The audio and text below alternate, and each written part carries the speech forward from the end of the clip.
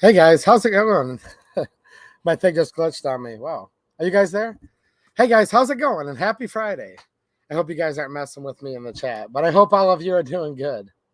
Man, this week went by in like a blur for me, probably because we had those crazy storms and I was running off my phone last week. Well, now people have like trees blown all over the place, and I've been trying to cut them up in pieces for people so they can get in their driveway and whatnot. So I hope all of you guys are doing good. And I know there's storms all the way down on the southeast of this country, too. So prayers for all of you guys if you're dealing with any flooding or storm damage there. Boy, oh boy, here we are again. We've been doing this for a few years now. And I see lots of awesome people in the chat, and glad to see you guys here tonight. I was reading the chat as I was getting ready, and here we go again. Yet another executive action. An executive action for gun control. Well, obviously. Look, it wouldn't be a day that ends in a Y at this point if they weren't doing another executive order. Executive order for more gun control. Now, normally executive orders are given by the President of the United States. In this case, from the current former Vice President. Let's go, Brandon, by the way. People need to realize our country's in a bad place right now. I don't know what the answer is, but clearly there's a problem. A big, big problem.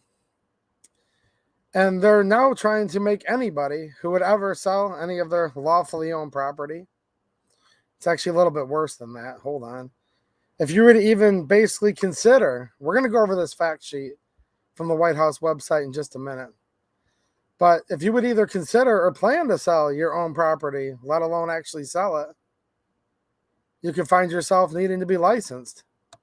And absent that license, find yourself criminalized for selling a piece of property. Clearly, this is a property rights issue, obviously.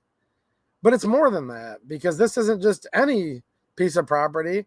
We're talking about guns, firearms, which, of course, you have the right to own property in this country. Well, at least in theory, you should.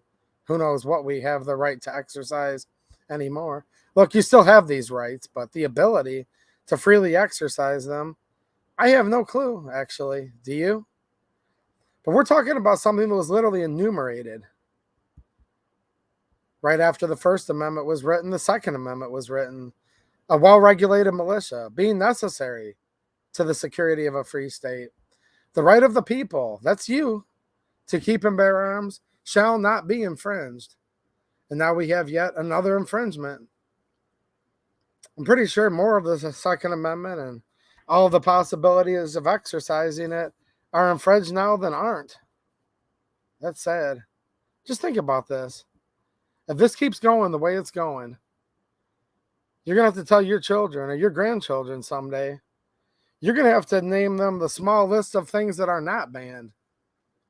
Right now we talk about, well, you can't have this, and you can't have that, and you can't, and I'm using air quotes because I know a lot of you listen, but you can't do this. Mother, may I? Jackboot, please. Can I maybe do this? Where's my loophole? Where's my workaround? Well, if things keep going, you're going to have a short list of things. Maybe it'll be 5 things, 3 things, maybe 1. Heck, maybe they'll make it where the average American can count that high, and it'll be 0 things. But I do know we're swiftly getting to the point where there's less that you can legally do than you can't. And I guess this makes no sense at all, but it actually makes quite a bit of sense. Because today we have yet another executive order to talk about, saying you would need to have an FFL and pay a licensing fee, subject yourself to strict scrutiny and application process, audits, reviews, many, many things that can quite frankly be scary, let alone cumbersome and costly and time-consuming, to be able to transfer or sell a lawfully owned piece of property that, one more time, isn't just any piece of property. It's literally enumerated. And it says, shall not be infringed, meaning the government shall not infringe. And the other side has been using terminologies for a long time A lot of you guys probably already read the executive order by now. If you didn't, I'll read it in a little bit. But this isn't intended to be a 2-minute news blurb. And I think all of you that regularly watch the channel know that. But shout out to the people that might watch this on replay for the first time. Welcome to the channel, but this isn't like you get the news in 30 seconds. This is a live stream where people are live and in the chat right now talking. Lots of good people, by the way. I encourage you guys to join me every Friday at 9:30 p.m. Eastern time. But here's what's really going on. Mankind is more disposed to suffer, while evils are sufferable, than to right themselves by abolishing the forms they've been accustomed to. Are we to the point now where people are just so accustomed to losing and so accustomed to just control and so accustomed to not having the free exercise of their natural God-given rights that this is actually just normal now? Because there is a phenomena that occurs, and I'm not a doctor. I didn't invent this. I don't know exactly how the human mind works, but a lot of this stuff just falls under you know it when you see it, right? And people do have something that occurs called normalcy bias. Gun control has been normal now for all of our lives. Literally. Unless somebody's watching this stream that's 90 years old. That's when the National Firearms Act was put in, 1934. We have had, not minor, but major, groundbreaking, earth-shattering, Bill of Rights shattering. The end of America as we know it, gun control, has been put in place for 90 years, which means everybody that's watching this right now or later has dealt with burdens and not have the ability to exercise their natural God-given rights. You've been infringed on every day of your life since you've been born. And that's become the normal of what it's supposed to be an American. It's normal that we have these cute little documents written in with a quill on a piece of paper. But then it's normal that you, instead of reading those, which are supposed to be the supreme law of the land. By the way, where do we live right now, guys? What country is this? I'm going to ask the obvious question that needs to be asked. Where the heck are we right now? Look, the supreme law of the land says shall not be infringed. And for 90 years, we've had massive, major infringements. And we actually had them before that as well. So it's been normal. We've had normalcy bias to be like, well, because look, and here's how I know this. Do you know how many people I've gotten chats from and messages from and comments from over the years that say, well, the Second Amendment for the law-abiding citizen. Okay. I think I know what they mean, but actually not really. I actually have no clue what they mean. Because if the Constitution is the law of the land, and the Bill of Rights are the first 10 amendments thereof, otherwise also part of the law of the land, and the law of the land is telling the government the right to keep and bear arms, both, shall not be infringed. That's the law of the land. So to follow the law means, if you want the security of a free state, you keep and bear arms. There's no permission given to you in the Second Amendment. It's a prohibition on government. So are you law-abiding when you go to an FFL and fill out a 4473? Look, I'm not giving anyone any legal advice here. I'm not encouraging anyone to do or not do anything, but just think about this philosophically and fundamentally, because we do have a fundamental and philosophical problem in this country. People aren't thinking right. They can't clear their heads enough to realize what the heck's actually going on because their normalcy bias has been teaching them things their whole life that they thought it meant to be an American. And nobody here has ever even been an American, because in America, shall not be infringed means what it says and says what it means. But wherever we've been living for our whole lives, it's completely different than that. So who's the law-abiding citizen? The person that follows the over 20,000 illegal gun control laws? And I'm not giving you guys answers right now. I'm asking questions Questions that need to be asked. Is that the law-abiding citizen? But what if all those laws are illegal because they clearly violate the supreme law of the land? Are you law-abiding if you follow things that are against the law? Or are you actually part of a racketeering gang? Are you part of RICO that they're using right now to try to incarcerate and certainly trying to take former president, our last president, Trump, which I'm no fan of because of the way he went against the Second Amendment, by the way, but I'm not a fan of what they're doing to him either. So here's how this works. And I think this is true for all 50 states. Again, no legal advice. I'm not encouraging or discouraging anything. I'm just talking about stuff that not many people talk about. If you drive your car and your buddy says, let's go rob a liquor store, and you pull up to the front and he jumps out and actually does the robbery, gets in your car and you drive away. Are you a law-abiding citizen or are you a criminal? Well, you guys already know the answer to that. You would be a criminal because you're an accomplice. You were the getaway driver. So, in a government where the supreme law of the land says shall not be infringed, are you law-abiding when you get an FFL, or are you a criminal when you get an FFL? Are you, just think about this stuff for a minute. Because if the government is breaking the law, literally, and you aid and abet in it, I don't know, they come up with a fancy name for RICO a few decades ago. It's kind of crazy that former Mayor Giuliani was basically the king of RICO. He was the one that got that put on the map. Do you guys remember that? Or am I just showing my age? I think you guys know what I'm talking about. He was a big-time prosecutor before he was mayor of New York. Well, I guess what goes around comes around, because now he's caught up in a RICO case. Isn't that crazy?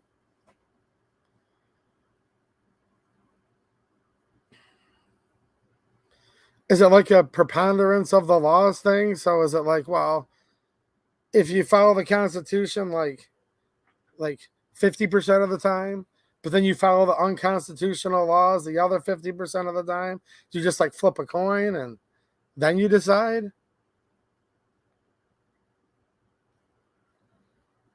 You know, they've talked about amending the Constitution many times concerning the Second Amendment. They've talked about, and they want to, put amendments in. They're working on that in California right now with Gavin Newsom, by the way. Gavin Newsom, there's a real beauty. Jeez, oh, Pete, what a disaster that state is.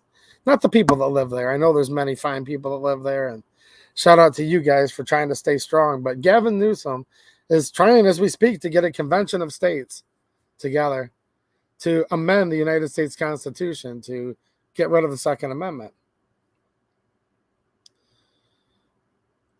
And guess what? They haven't done that yet. So unless or until, I hate that I even have to say that at this point, but unless or until they amend the Constitution to undo the Second Amendment, that's the supreme law of the land.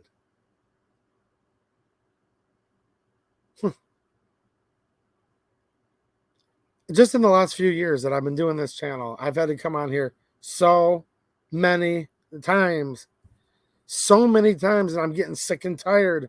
And I'm sick and tired of being sick and tired of having to come on here week after week, and weeks turn into months, and months turn into years. Ain't that the truth, huh? And here we go. We have another executive order. It's posted right on whitehouse.gov. And they're now instructing the Department of Justice to put in a rule. Put in a rule that's going to have huge implications for you and for me and for everybody. The other side's come in with their vocabulary and said the gun show loophole, right? And they're so good at vocabulary, they've actually literally taken regular words that used to mean one thing and switched them around to where they mean something totally opposite now. And we can see this in so many issues that have nothing to do with the Second Amendment, but also in the Second Amendment realm. We better start getting our vocabulary right, guys. And I'm going to say it here, and hopefully you guys are saying it. Look, when this country was founded, Ben Franklin was asked by a woman. He said, "Sir, what have we? A monarchy or a republic?" And he said, "A republic, if you can keep it." We are a constitutional republic. That's literally what this government is and what it was built on and what it's supposed to be. That's what this experiment on self-governance was. And if there's any of it left, that's what it is.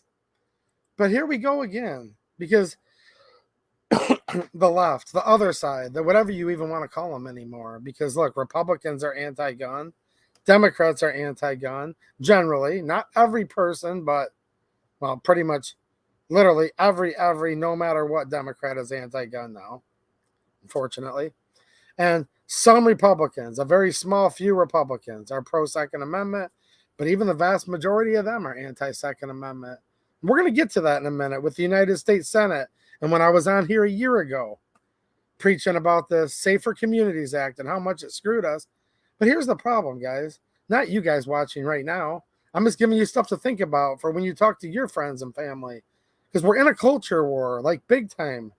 And we need to realize that we are first before we can try to win. And we have to win. Because if we completely become a communist country, we're done. We ain't never, ever, ever going to get any of this back. Even the scraps we have. So we have a republic. And every time I hear about 99%, look, I'm going to try to give it the benefit of the doubt, but it's probably even higher than that. It's probably even higher than that. 99% of the so-called conservatives that talk, that are on TV or online, okay? They say, our democracy, our democracy, our democracy. And I'm not trying to be a word snob, and I used to not even care about that stuff, but you have to care about it now. Because there's a core fundamental difference between a representative constitutional republic versus a democracy. Look, democracy is mob rule. A democracy is two wolves voting against one sheep on what's for dinner.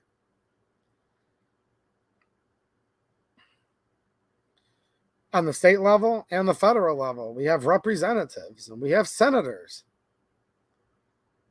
And they all take an oath, every last one of them, to protect and to defend the Constitution of your state and of the United States. And here's the thing. Somebody doesn't have to, I guess, inherently like the Second Amendment. Like, they don't have to like, but they can also like move out of the United States and move to another country that doesn't have the Second Amendment. Because what drives me crazy time and time again is we have people that are, quote, the leaders of this country and of all of our states that completely and utterly fundamentally hate America. And yes, I am speaking for them. But you know why I know that? Because it doesn't matter what the heck they say. No. Who cares what they say? What do they do? Look at their fruits. Look at what they produce. And time again, over and over and over again, they just keep passing more and more laws. They keep destroying the supreme law of the land of the United States and completely and utterly trying to destroy the fundamentals of this republic.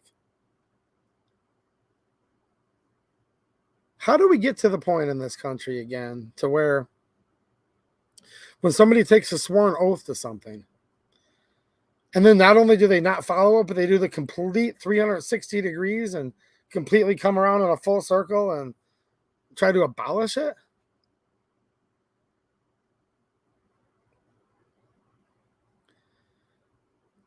Look, the title of President of the United States, what we have in the White House right now, I don't even know. He doesn't even know. He doesn't even know where he is. But you're supposed to be the chief executive, right? The highest person in the executive branch of government.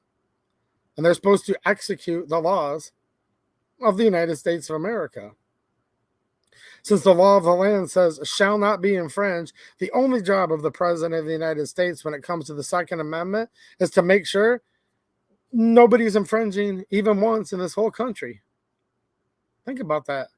That's literally his job when it comes to the Second Amendment. There's many things that he's supposed to protect and defend. He takes an oath that he is to protect and defend it, but literally, even in addition to his oath, his job is to make sure it shall not be infringed. And now they're infringing yet again.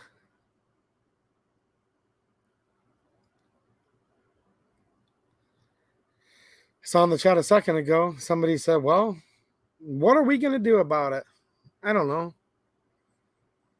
Do you want me to tell something you'd like to hear? Or do you want me to tell you the truth? Because I could give you a couple different answers. See, I could be a politician if I wanted to be, guys. But I don't want to be a politician, and that's why I've never run for office, and I'm never going to. Let me know if you guys want me to answer that question, and if so, do you want me to tell you something that will make you like me more, or do you want me to tell you the truth? I don't know.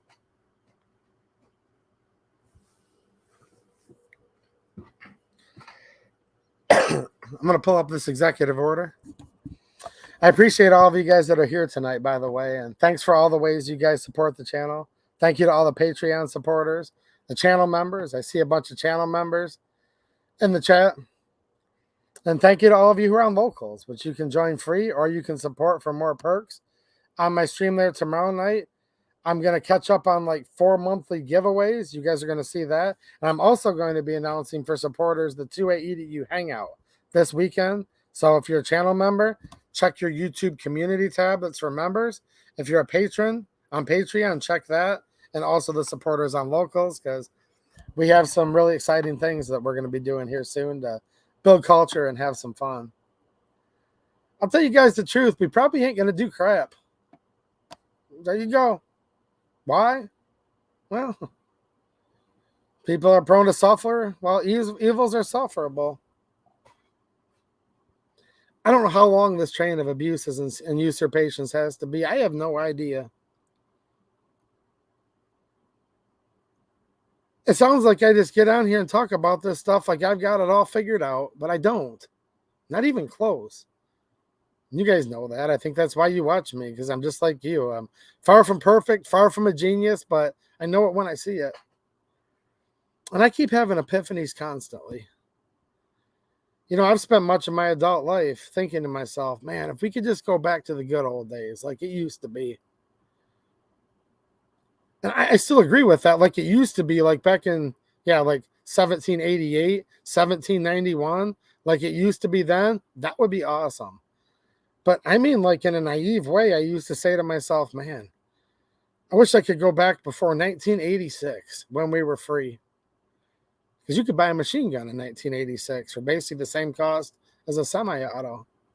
Look, a well-regulated militia being necessary to the security of a free state.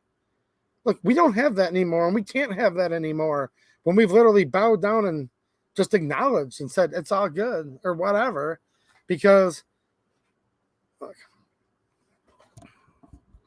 the federal government, local law enforcement, anything with a badge, anything with a boot on it, can have full auto, select fire, machine guns, they're called legally.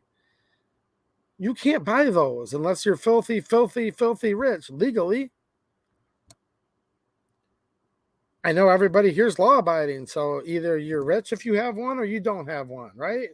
Isn't that how that's supposed to work? I'm like, well, hold on a minute, though. Boy, am I being naive. If we went back to 1985, yeah, I guess. But you'd still be paying a $200 tax on it. See, that's how all this crap works. It's like, but wait, there's more. Not only is it a huge infringement, you would have to have a waiting period to get a tax stamp, that you would have to give up your fingerprints and your pertinent information and all of this. But then you actually have to pay a tax to exercise a natural, fundamental, God-given right. What a kick in the old balls or whatever you have. or whatever you have, because clearly if there was more balls in this dang country right now, we probably wouldn't find ourselves in the shape we're in. Or if there was more balls 80 to 100 years ago, we wouldn't find ourselves in the shape we're in. Because this ain't nothing new. Because if you go back to 1985, sure, whatever, then I get to pay $200 to beg and plead to be able to have. So I'd have to go back to 1968. We could go back before 1968. Man, wouldn't that be awesome to go back there where you were free to exercise your natural right to keep and bear arms? Problem is, you have to go back a lot further than that.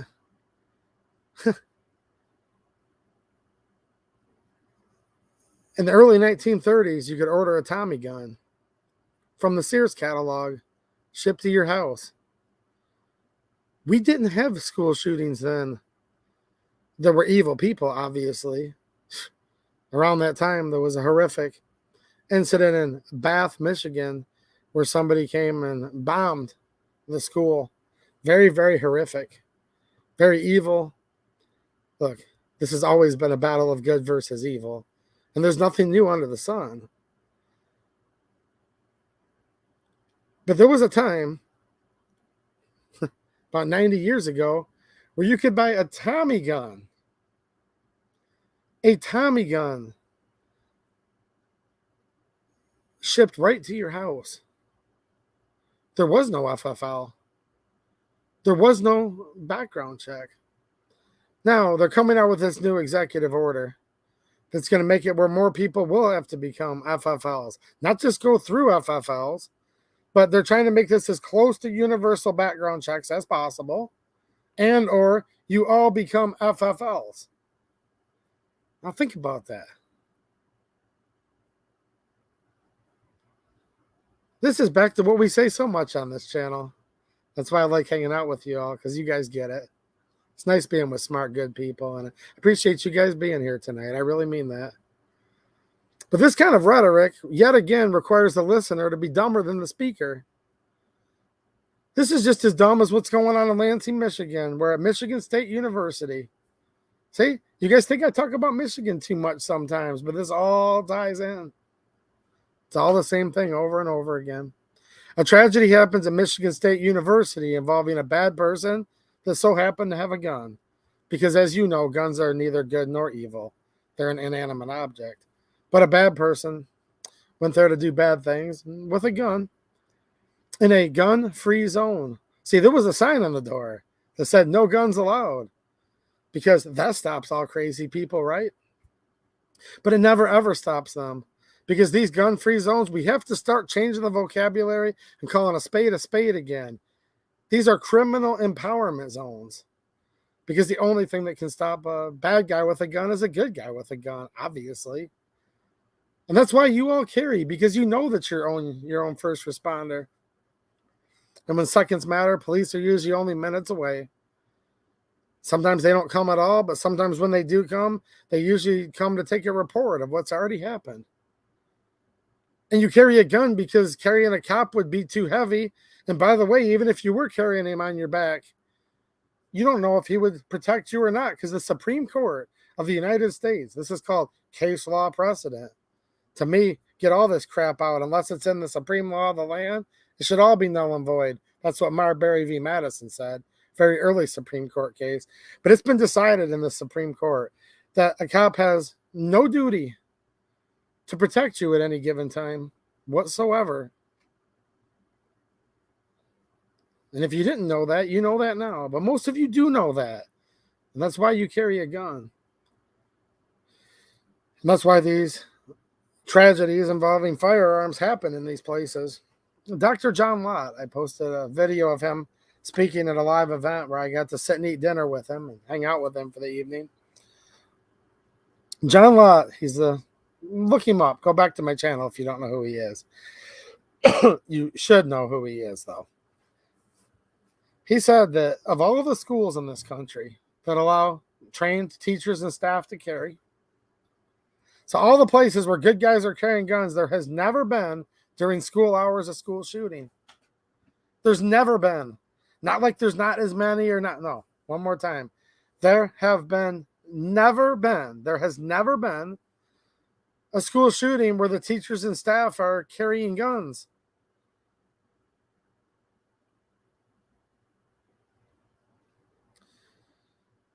But there are shootings at schools where it's a gun-free zone because it's a criminal empowerment zone. Tell you where else there's never been a shooting. The Michigan State Capitol building, built in 1879. 1879. You could buy any gun you wanted, shipped right to your house then. You could do it for about the next 54 years after that. Think about that. And when they go back in session here in a couple days after the holiday, drink your Bud Light. Hopefully you like it. Go back after the holiday, right? And the whole building is going to be a gun-free zone in response to a shooting that happened at a gun-free zone. So hold on a minute. The building that's never had a shooting in it, okay, in 150 years, because people were armed and they're carrying constantly, good people. They give it the same exact rules to empower criminals like the place where they did have that problem. And this ties directly into this new executive action. Because in a time where you could order a Tommy gun and many other machine guns, we just mentioned that because it has such a cool factor to it, right? Cool gun. Love to own one, wouldn't you? Yeah. If you're rich enough, you can. For now. We'll see how long that lasts. When you could order a Tommy gun in the mail, just think about this. From the mail, postman comes and says, knock, knock, who's there? Oh, the postman. Well, here's your letter, and here's your Tommy gun. Yeah.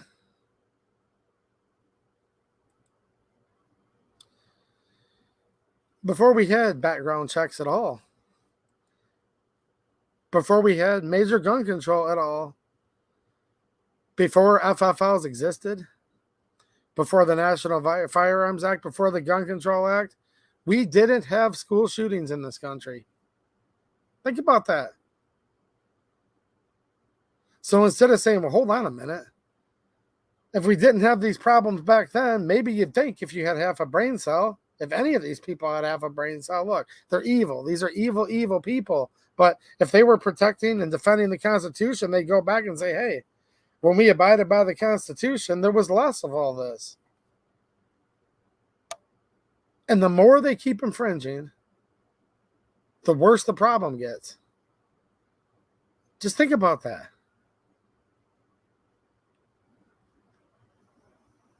This stuff that they're trying to extrapolate off of with this executive action, this is the reason why we have all these problems. And it's literally insane. But I don't know what's crazier. I'm going to share my screen here and show this to you guys.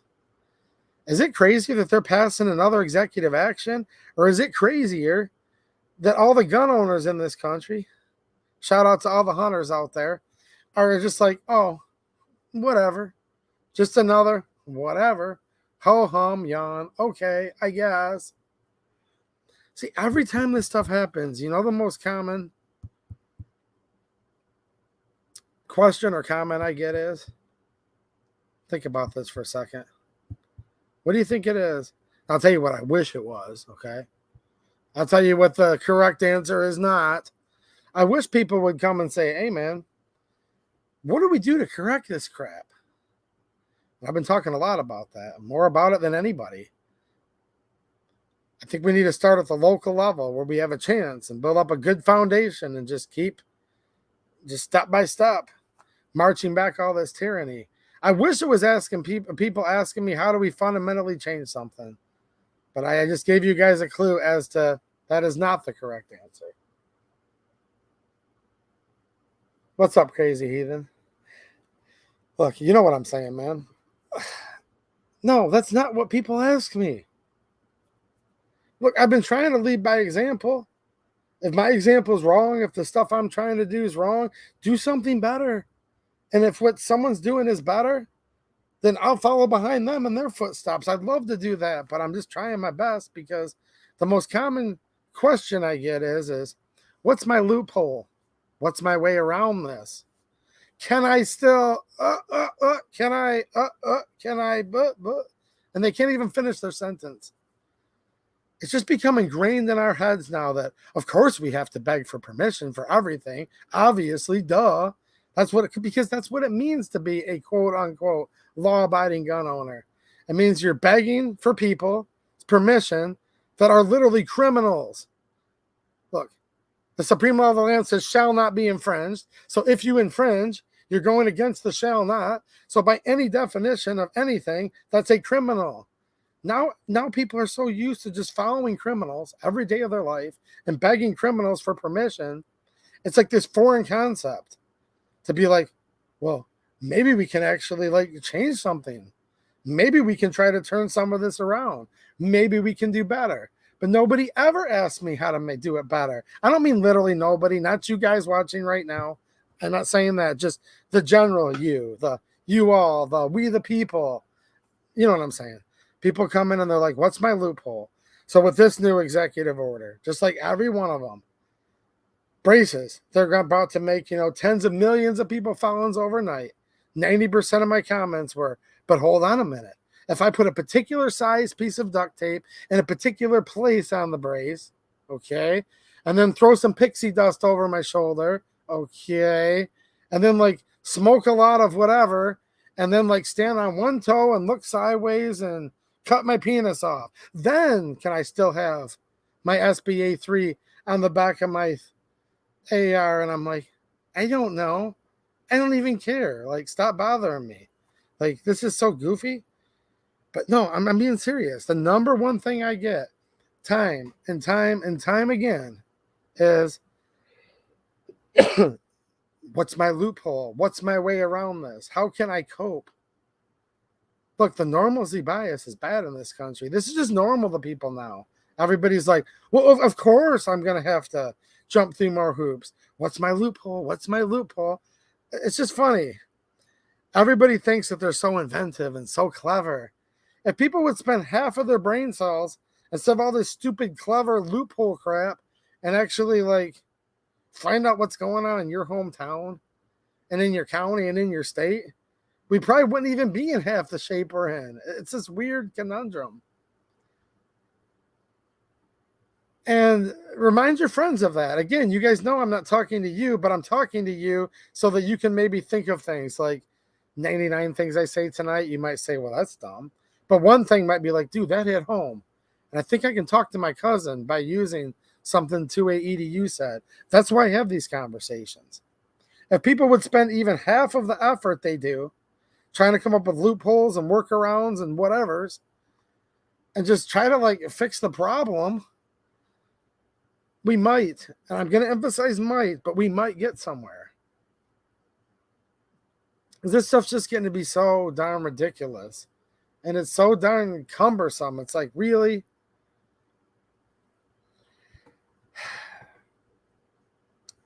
Last year I got on here and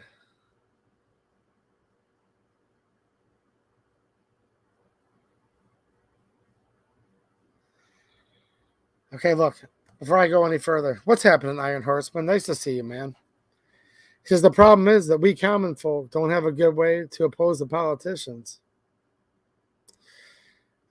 The most touted response is to get your politician to oppose it.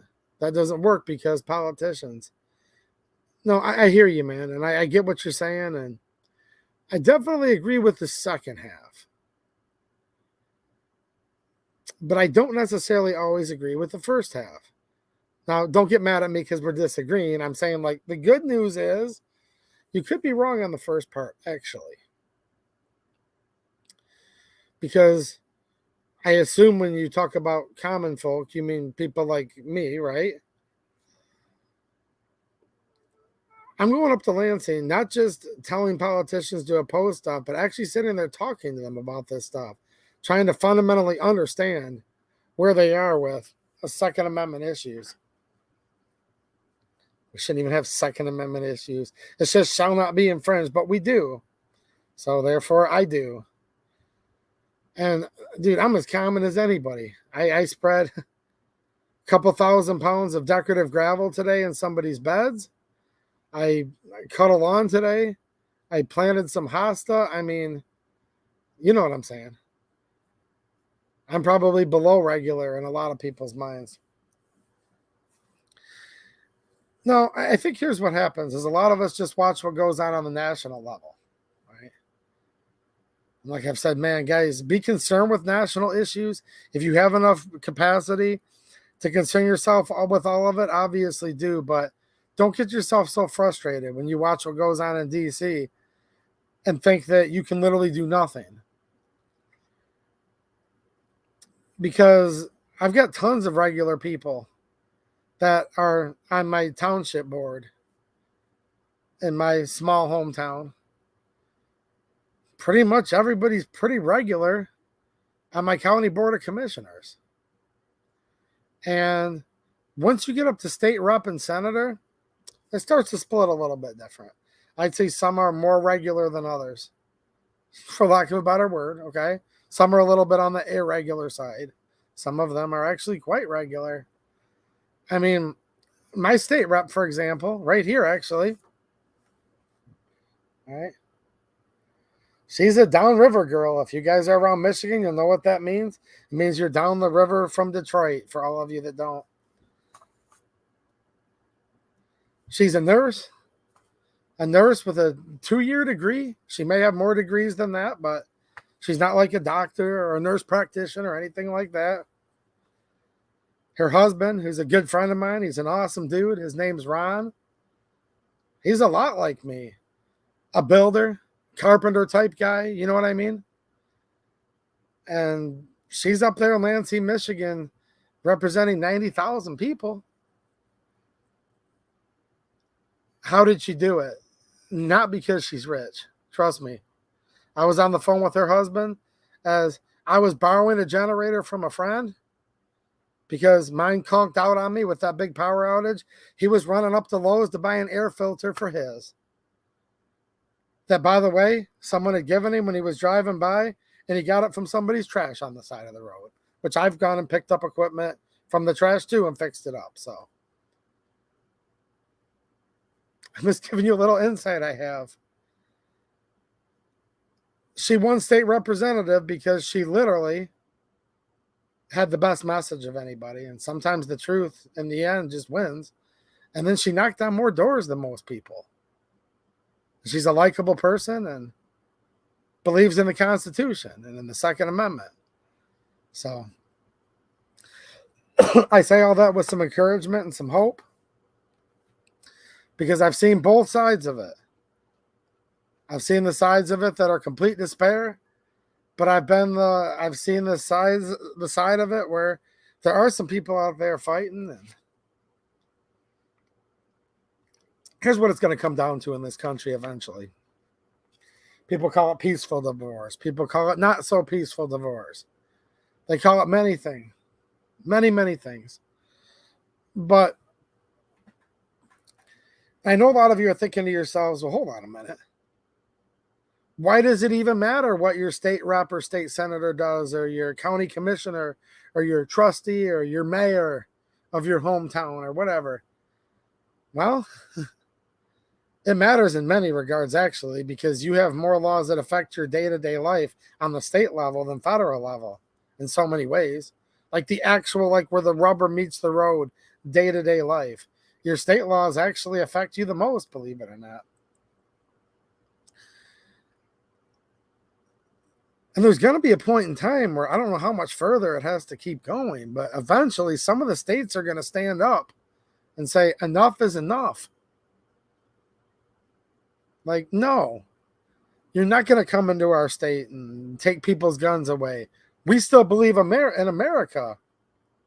And whether it's Florida or whether it's Mississippi or Alabama or Michigan or Arkansas, we could go on and on. Missouri actually has a law that's very similar to that the feds are suing them over. Nobody knows exactly when. Hindsight's always 2020. But You talk about one of the very earliest battles, if not the first battle. I mean, there was like a battle before that, but kind of ish. Look at the Battle of Bull Run in the United States Civil War, or the War of Southern Rebellion, or the War of Northern Aggression, depending what side you were on, right? I'm open-minded enough to at least realize that. I know there's two sides to every story, and there were two sides to that war. And Second Revolutionary War, you could call it. I actually like calling it that the most. But the United States Civil War, right? People were picnicking on the side of a hill, and the battle had started, and they were in the midst of a battle and didn't even know it yet. It's a shame, because we're in the midst of a huge cultural civil war right now. The level our cultural civil war at is about as high as it could almost possibly be without like something happening. And still, yet again, most people don't even know it. And the response is, oh, more gun control, more executive orders. Just another day that ends in a Y. What's my loophole? What's my workaround? How crafty can I be to try to find a way where, oh, doesn't affect me, not in my backyard, go away. Rain, rain, go away. Come again another day. Little Johnny wants to play. I mean, it's literally what it's like reading YouTube comments whenever one of these happen. It's like, no, dude. Who cares if you can do your little workaround? Little Johnny or whoever. It's like, really, people? For anyone that doesn't think that keeping your friends close during times like this and keeping a close eye on your local governments and state governments hasn't read a lot of history, have they?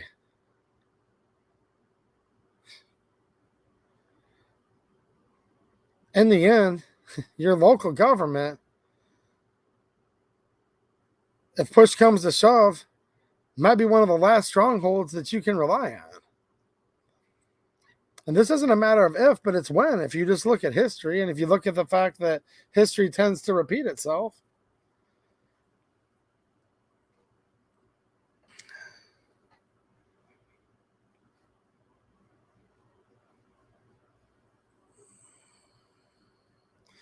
Yeah, corruption has affected all levels, obviously. But you can affect more change on the local level than if you tried to become a United States congressman or United States senator.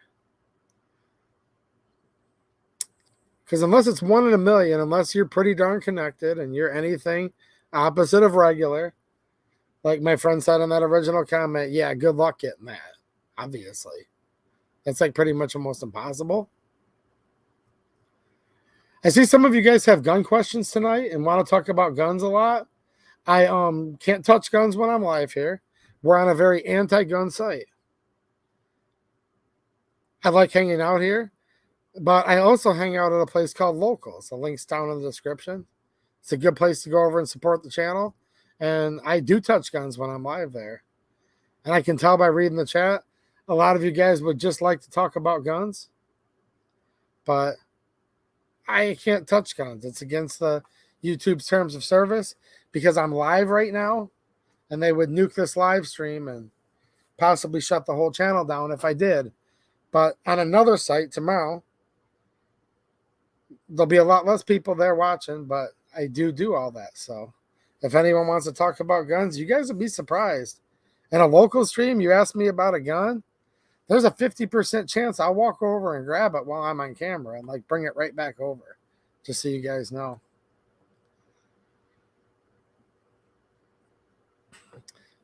All right, let me pull this up here. Here's what's going on.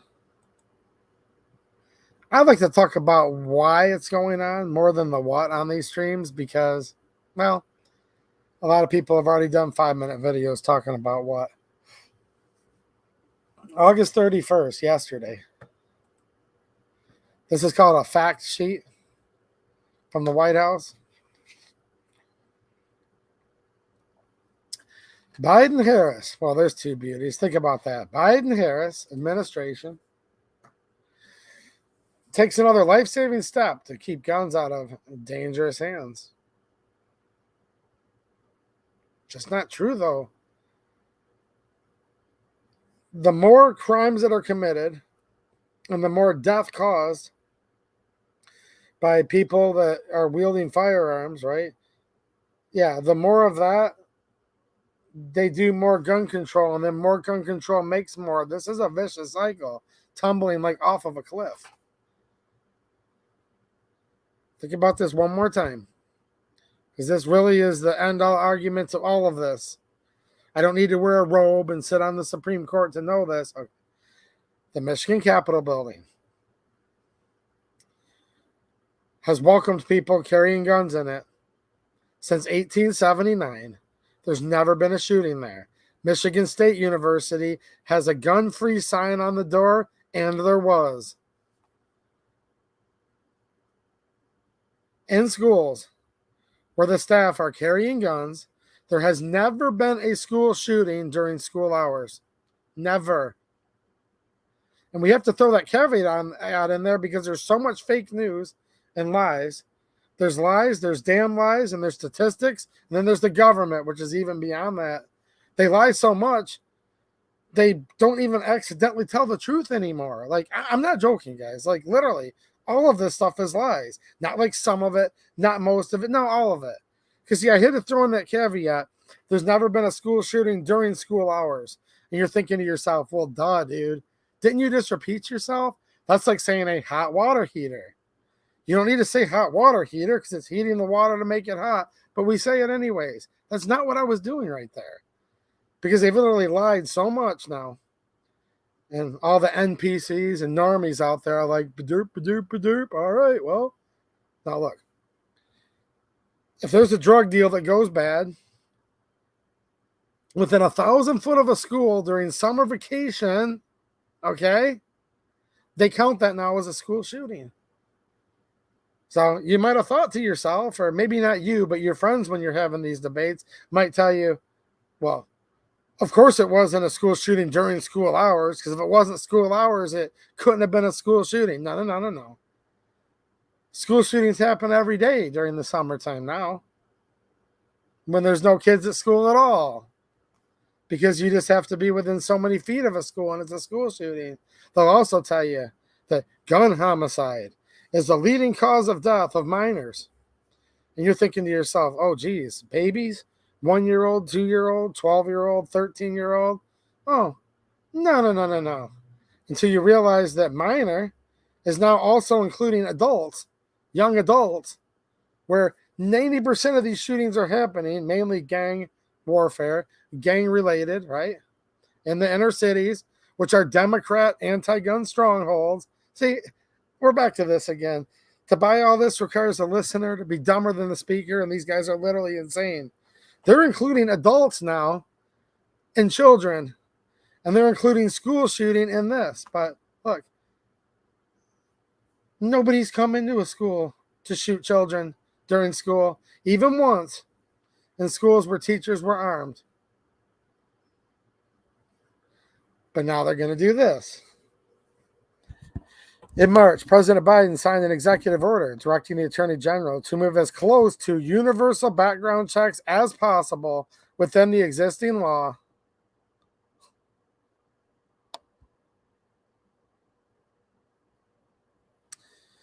In 1933, you could buy a Tommy gun and get it sent straight to your house from the Sears catalog.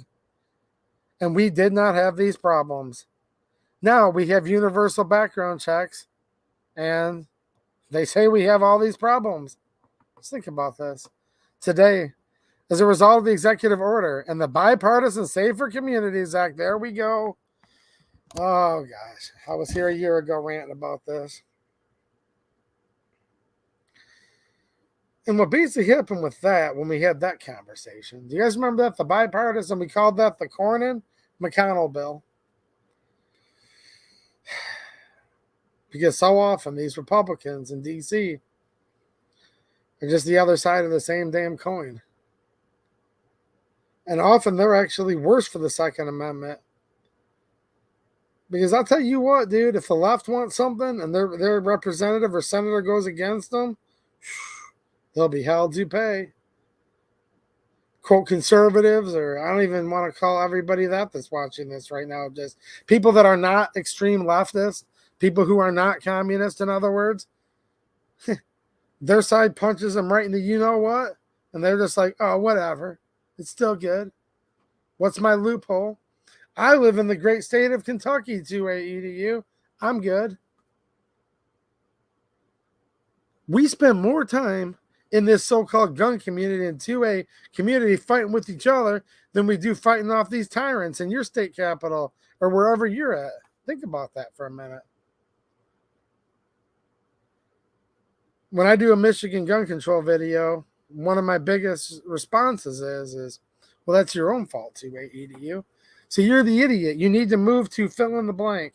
You need to move to the state of Kentucky, they'll tell me. Hey, Kentucky's an awesome state. I have friends there. I have friends in the chat right now that I recognize that are from Kentucky. But here's the problem. The senior senator from Kentucky, who's the Senate minority leader, he's in the minority because his platform sucks, and so many people can't tell the difference between Mitch McConnell and any Republican versus a Democrat. There's so much apathy and so much fortification as well. But look, Mitch McConnell voted for this darn thing and didn't just vote for it, but provided cover. And then people come back and say, well, 2A EDU, you've got it all wrong. You're an idiot. Why are you in Michigan? Come to the great state of Texas, they'll say. And again, many awesome regular people from Texas. John Cornyn voted for this and helped come up with this Safer Communities Act. This was a huge bipartisan bill. Bipartisan. Meaning Republicans and Democrats voted for it if you went to a public school.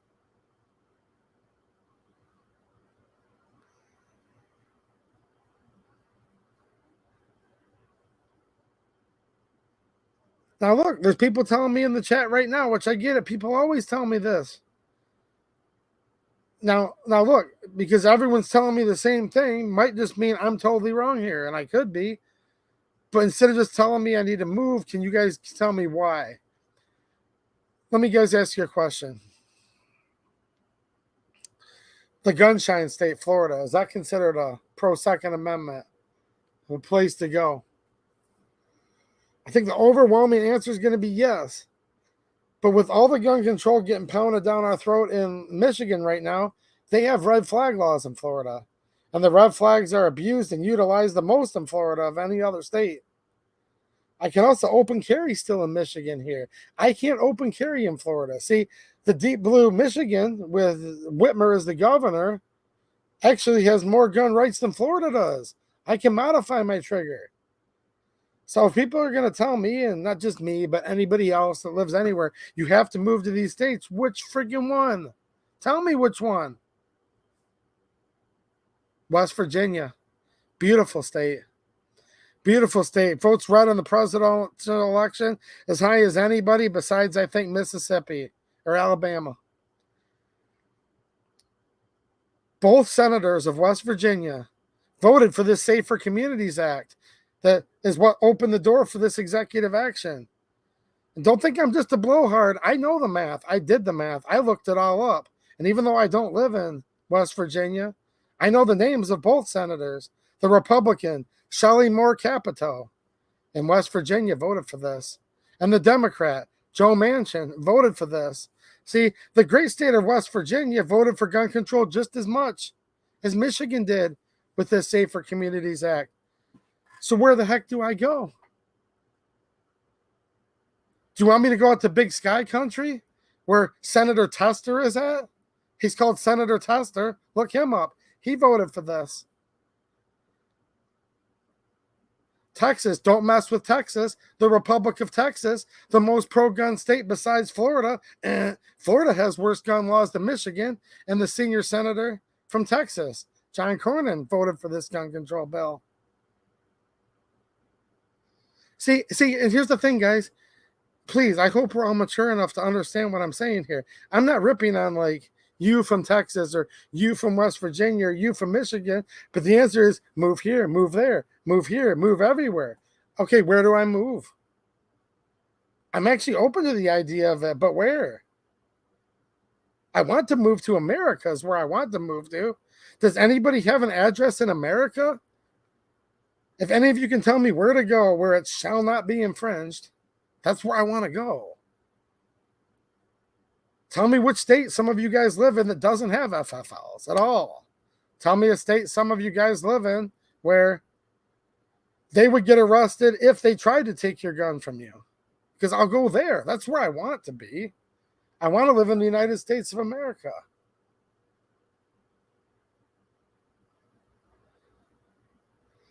I know, and people do hate other people coming to their states. I know. I get it. I do get it. I've been going down to South Carolina and Georgia a few times a year the last couple of years. I've met lots of good people down there. I have. Lots of good people I hang out with every week here are from down around there. But I've not been down there once where someone hasn't tried to get a little buck with me and run me off because I don't talk right. Southerners don't like Yankees. That's been made very, very apparent to me. And for every person from the South, and a lot of you guys are awesome people in here, okay, that welcome me and look forward to me coming. Some of you guys have driven halfway across your state down there to come meet with me, and it's awesome. You guys are really cool people. For every one of you, there's someone saying, y'all go back now, you hear? Y'all don't come back down here. Y'all take your northern ways up there. Yeah. All right. See, where do we go? Because the other side can unite unanimously to ban guns. And Republican senators jump on board with all kinds of accents from all different states. They can do that.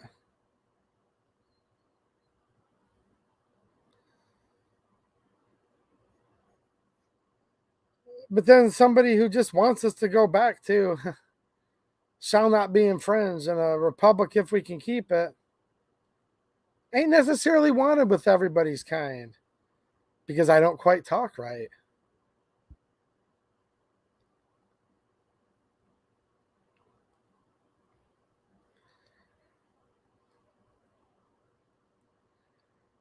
It's really weird how this works. Do you guys want to know why we have so many gun control laws and why we keep getting them more and more and more constantly? Because our side's the stupidest side and we suck the most is probably the most honest answer I could give you. And last week I talked about the presidential candidates.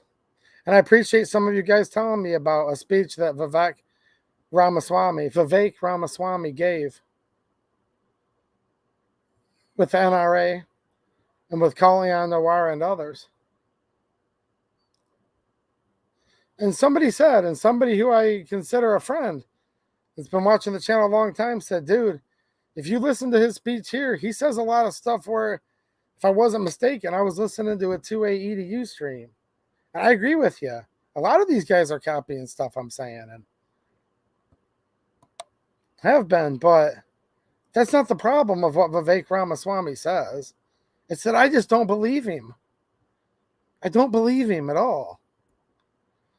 I know the fact that I don't believe him means that some people get mad at me and don't like me. That's fine. That's fine. You can do that. I don't really care if you're mad at me. Like, you can be. It'd be better if you weren't. Like, why, right? But see, here's the thing.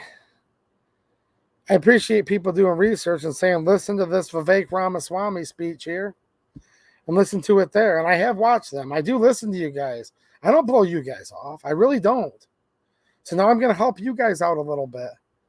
Go back to the town hall when Vivek Ramaswamy was talking to Reverend Al Sharpton and asking him why he should vote for him or how he should choose the Democrat that he's going to vote for.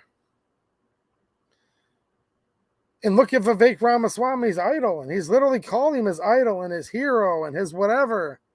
He was simping for the dude. It's like, dude, get off of that, because whatever. You know what I mean? You might catch something, Vivek, if you don't get off of that a little bit. Eminem. Eminem is the most anti-gun, radically liberal there is. And I heard Vivek Ramaswamy say that that's basically his idol. Look, I don't know. I don't know, but I'm just letting you guys know to look up some of that. I don't expect to change anybody's mind, but I haven't seen any of these people that I trust. So yes, you guys are right. And this goes to show you, I do listen to people, and I do go back and read these live streams. You guys said, go watch the Colion Nowhere video. I don't watch the Colion Nowhere channel. I might watch it every year or two. It just doesn't do much for me. Nothing against him at all. Look, this isn't one of those things where because you don't like, it means you hate. No, I have nothing against the dude to a point. I don't really care about him. I wrote him off as a shill when he was simping for the NRA and haven't paid attention to a word he said ever since. That's my reason why, okay? But I have nothing against the man personally because I don't know him. So I wrote off Colion Noir. Dude, I'm going to lose 50 subs for saying this, but I don't care because it's just the truth, so whatever. I wrote him off when he shilled for the NRA a few years ago because while he was shilling for them, the NRA was involved in getting the bump stock ban and all these things taken care of. So, whatever. But I went and watched the Colion Noir video. And again, I have nothing against him. I like him very much. I just don't watch his videos because I don't believe a word he's saying. He's fake to me because of his highly paid position with the NRA. I listened to Vivek Ramaswamy. So there you guys go. It was not just to humor you. It's because I got, from people that I think are really smart people said, watch the interview. I did. He said, I think maybe that might have been my first time shooting a machine gun. And I said, well, I don't know, man. So keep on telling me what Vivek Ramaswamy stuff to watch. And I'll keep watching it, and hopefully he's a good choice because we do need a good choice. It's just right now I can't trust anything that he says. Okay? Because dude, I've shot machine guns, all right?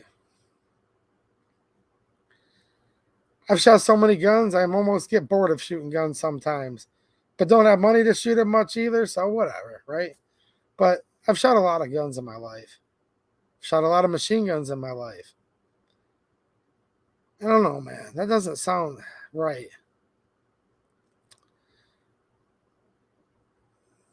That might have been my first time shooting a machine gun. It was like a few minutes earlier before the interview. They did the video at the range, right? I'm paraphrasing here, guys. I have no script. This is unscripted. But the gist of it is they were talking about, Colion said something about we were shooting lever guns, lever actions, semi-autos, and machine guns. And Vivek came in and said, that might have been my first time shooting a machine gun.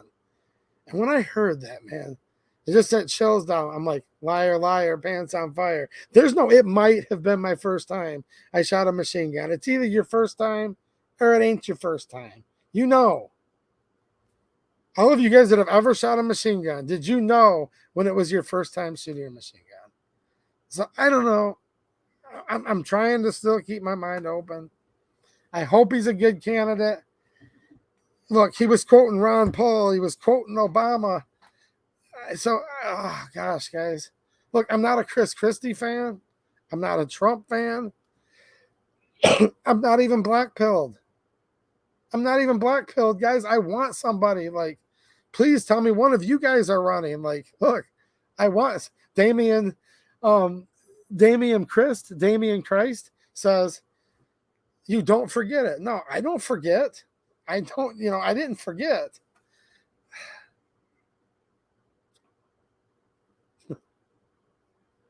That's like, what's your firstborn kid's name?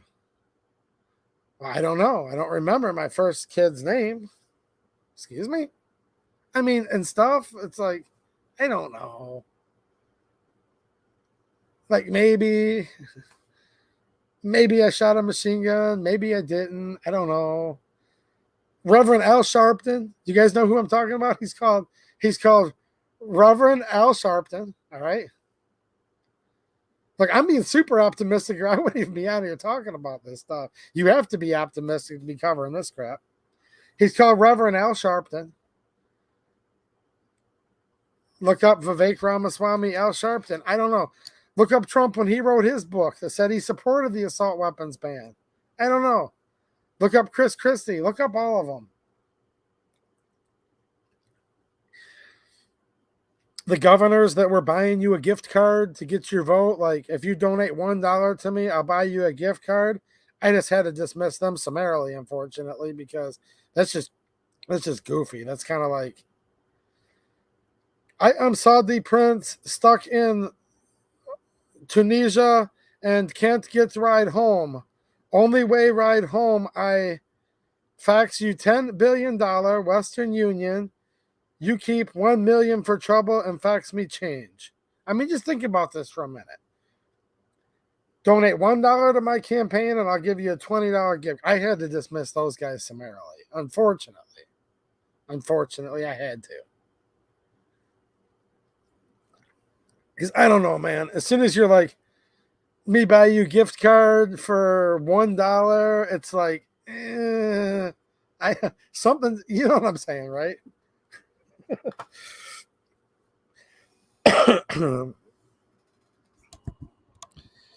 What would you think of Nikki Haley? There's a real beauty. Speaking of South Carolina, Lindsey Graham, he voted for this crap. Look at this. This is the Safer Communities Act. I could rant for an hour just on this one sentence. Heck, I've ranted several hours on this before. Today, as a result of the executive order and the bipartisan Safer Communities Act, which senators from every one of these illustrious states that I need to move to, but I don't because they try to beat me up because, like, people just don't like other people, like, to move into their state. Have you guys noticed that? Like, not everybody, but geez, oh, Pete's are people hateful about it. But whatever. People across all these states that I need to move to all. And I do want to leave Michigan, guys, in so many ways. Like, oh gosh, is this state just becoming a cesspool? Like, I get it. I totally get it. It's just across the country, so many people voted for this bipartisan Safer Communities Act. The Department of Justice is taking life-saving action to reduce numbers of guns without background checks and keep guns out of the hands of criminals. Why the Biden and Harris administration? It used to just always be called like the Trump administration or the Kennedy administration. Jeez, oh Pete, what a joke. What a joke. The Biden-Harris administration. They should have never let them vote. We wouldn't be in any of this trouble, by the way. If they wouldn't have ever voted, whole nother conversation. Since 1994, federal law has required federally licensed firearms dealers, and I'm talking about women voting, if you guys are wondering who I'm talking about. These background checks have helped keep guns out of the hands of more than 3 million felons, convicted domestic abusers, and other dangerous individuals.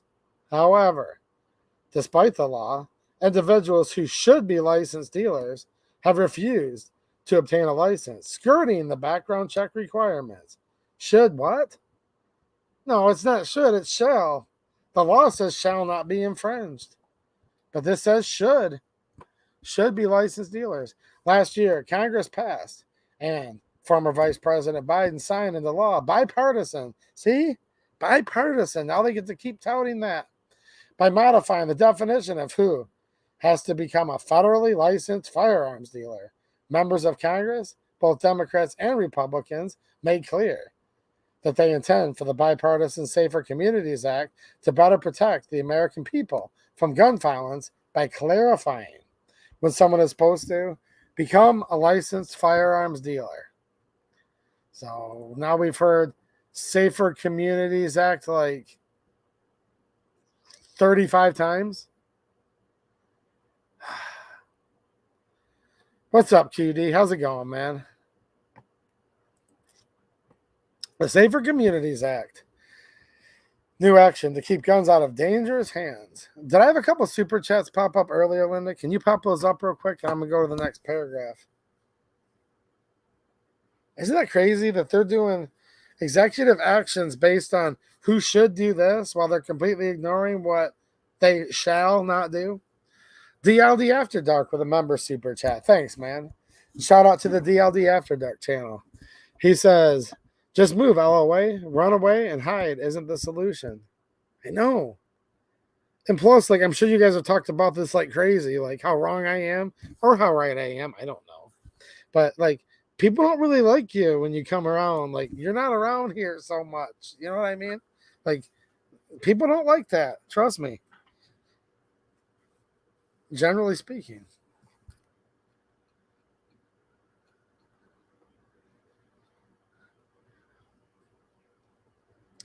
Colin O with the super chat. Thanks, man. I appreciate it. He says, I've seen Cali plates all over Phoenix. Uneasy feeling. Hey, there you go. Like I said, people see foreign plates and they're kind of like, eeks. So, yeah, I get it.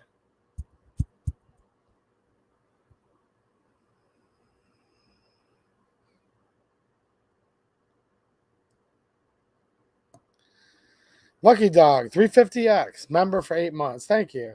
He says, you got to fight for your right. Yes. And there's not a lot of fighting. I agree.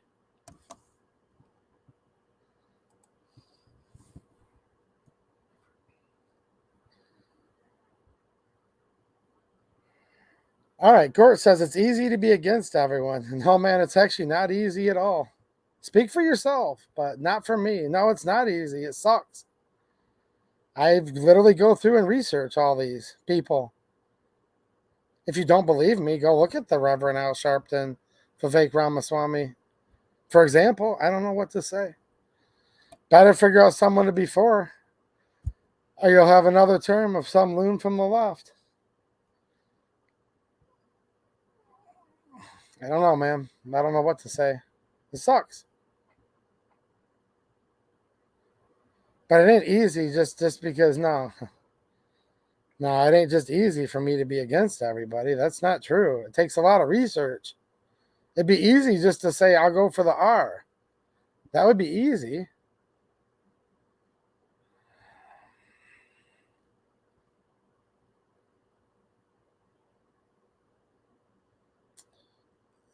Look, I'm a single issue voter. The Second Amendment. It's my issue.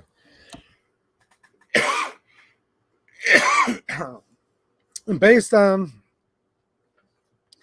Now, just listen to me for 2 minutes, guys. Because if you listen to the first sentence I say, a lot of you will go, oh, heck no. There's no way. But think about this. I would proffer that we'd probably be better off right now for the Second Amendment, actually, if Biden had won 7 years ago, whatever it was, 2016, than if Trump did. Actually. And I'm not just going to say that because that's like, whoa, dude, whoa. I'm getting thumbs downs right now. So don't forget to leave a thumbs up, guys, if you're following what I'm saying here. Because here's why. Now, not because I give him any type of compliment at all. Not because he didn't want to. Look, not because he's not terrible. No, I'm just talking about where the rubber met the road. Barack Obama was easier on, less worse on the Second Amendment than Trump. And here's why. The whole time during the Obama administration, his DOJ and his ATF kept saying over and over again, a bump stock is not a machine gun. Now, they wanted to ban machine guns. They wanted to ban all guns. We get all that, right? Like, I get all that. Now, but they said we can't do it. It's just not a machine gun. It just isn't. And Obama said, dang it, but can we still ban it? And they said, no, you actually can't ban it because it's just not. And then when Trump said he wanted to ban it, they said, well, you can't, sir. Your predecessor, Barack Hussein Obama, for years and years and years said, we can't ban it. All right. Now, Trump said, no, I don't like it. Get it going. We will use the Chevron deference, which had never been used for anything criminally and isn't allowed to be used for things with criminal implications. And now we find ourselves with all this slew of executive orders. And this is not a new argument I'm making. I made this argument years ago on this channel. All right. Thank you, Jada Kiss. I appreciate the encouragement. Look, and don't anyone conflate for 1 second that, oh, I wanted Obama or I wanted Biden to come back and 4 years ago. That's or 7 years ago. That's not what I'm saying. I don't want him there now. But there is an argument to be made with much merit that if you're just worried about the Second Amendment, okay, that we'd be better off if Biden had won because Trump made way for the Chevron deference, and without Trump introducing the new way they've perverted the Chevron deference into gun control, this whole slew of things with pistol braces, with triggers, with now that you need to have an FFL, with now this and this and this and this. So, yeah, it is tough. It's really tough.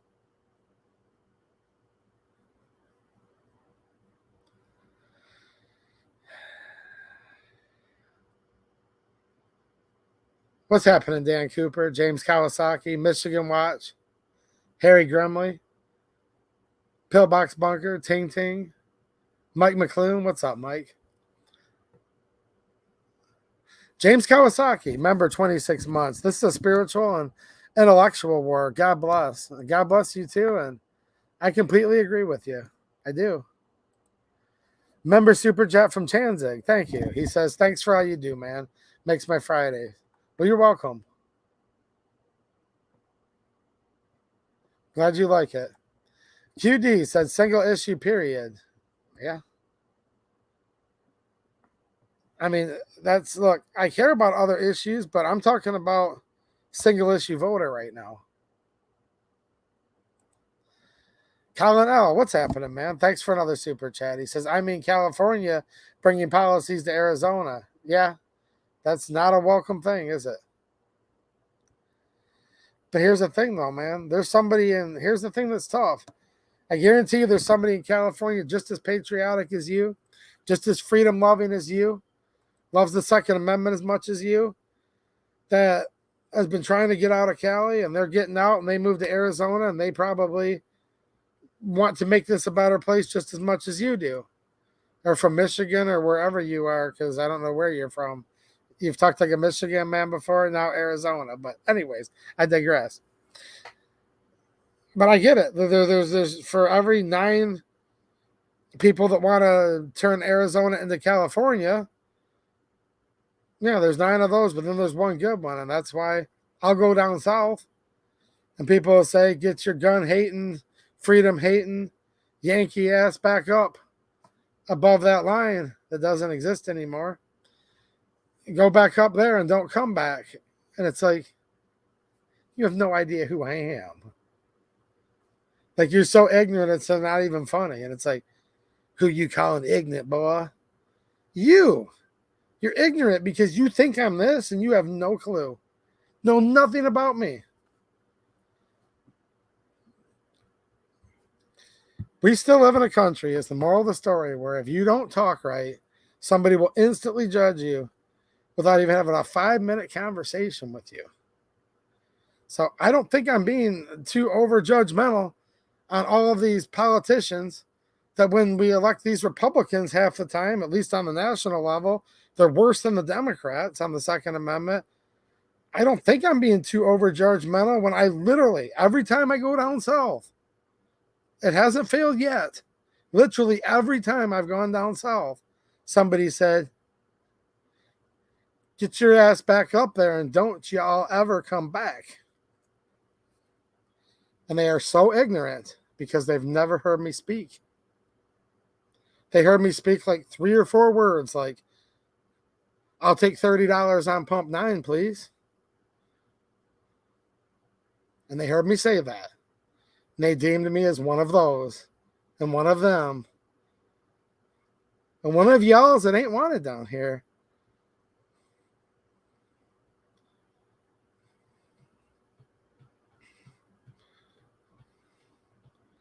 I may not be, but 9 chances in 10, I'm probably more conservative than they are.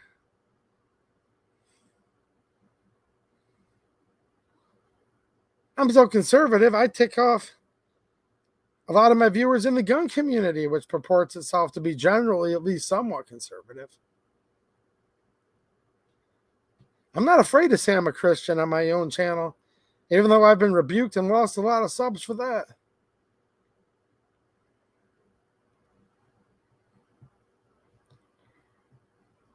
I know about the country just as much as anybody does, no matter how far south they live. I know about the Constitution. I know about the Second Amendment. I have more guns than 9 chances in 10 any of them do, but it doesn't matter. Because I'll say, hey, man, nice truck. This is a true story. Guy pulled up to a small country store or gas station in South Carolina. And around here in Michigan, with all the salt we use, if your vehicle is more than 5 years old, starts to get rust through the rocker panels and rust on everywhere. And if it's 10, 15 years old, it's usually falling apart. So many cars with running engines they drive themselves right into the junkyard with ratchet straps holding the sections of frame in half. Don't believe me, I have a Ford Ranger out there that still runs great that literally looks like a V right now because the frame literally rotted in half. Now, me being a country boy and me being kind of old school, I like a square-bodied truck. You guys know what I'm talking about? Why? I don't know. I guess it's what I grew up with. See, the first vehicle I started driving around before I got my own was my dad's 1979 Ford F-150 Ranger. Yes, it was an F-150 and a Ranger both. 3 on the tree, stick shift, 300 straight 6. 1979, perfectly square. I love that style of a truck. I saw a guy, it was newer than 79, but I saw a guy in South Carolina one time a couple years ago. And I was staring at his truck. Kind of envious. Pretty darn jealous, actually. Now, it wasn't a nice truck. I'm not talking like a thing where he was like going to car shows with it. I just mean like it wasn't rusty. It had a few dings in it, some character. I like my trucks to look that way, actually. But it wasn't like rotted in half. And it wasn't Swiss cheese in the rocker panels. I have to admit, guys, I like trucks. Had a truck for my whole life because I've been a working man and I need a truck to make a living. I think I got a little slack jawed and was just kind of staring at it. Like, dang, man. How lucky is this dude that he can have his 1986 or whatever it was truck and it's still on the road and there's no rust on it. Can you imagine that? Man, what it would be like to be him and have that truck. Well, he saw me looking at his truck because I was admiring it. And he kind of did the, Then he kind of looked twice and he was kind of like, what the heck, dude? Like, why are you looking at my truck? So, man, I was just admiring that old truck.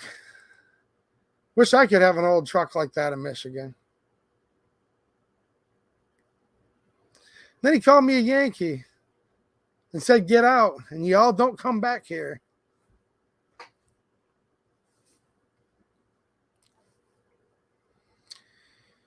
And here I am. The way I live my life and the things I do. Probably more country than 9/10 of the people that live south of the no longer there Mason-Dixon line. But I ain't welcome there. Because I talk funny.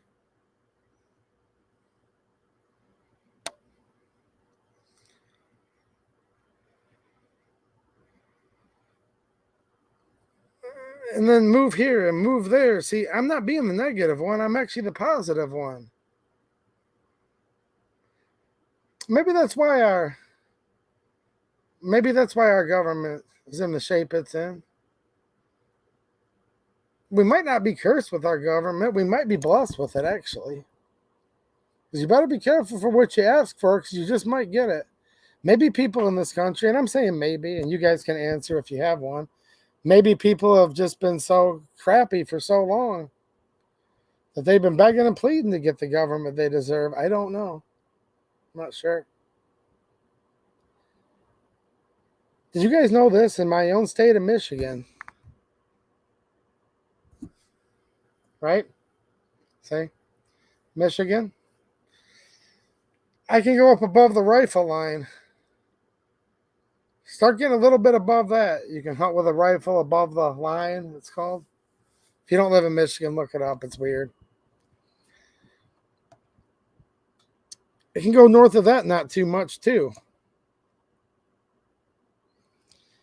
If the conversation comes up, where are you from? I'll be called a flatlander. And different pejorative slangs there, too. Isn't that weird? Even in the own state of Michigan, if you go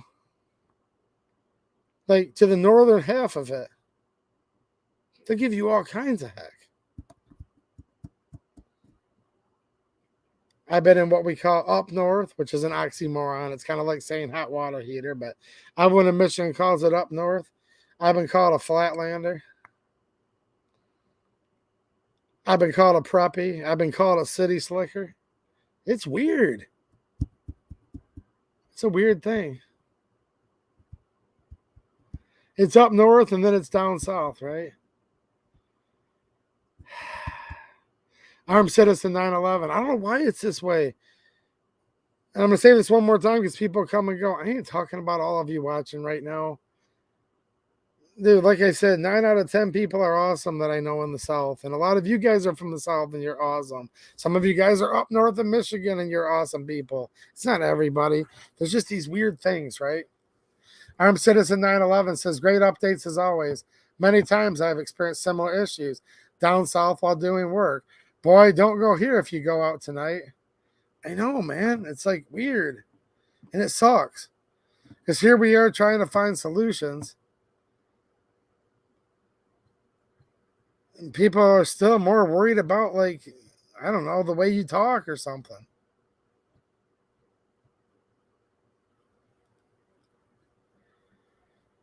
I don't know. It's a really weird thing.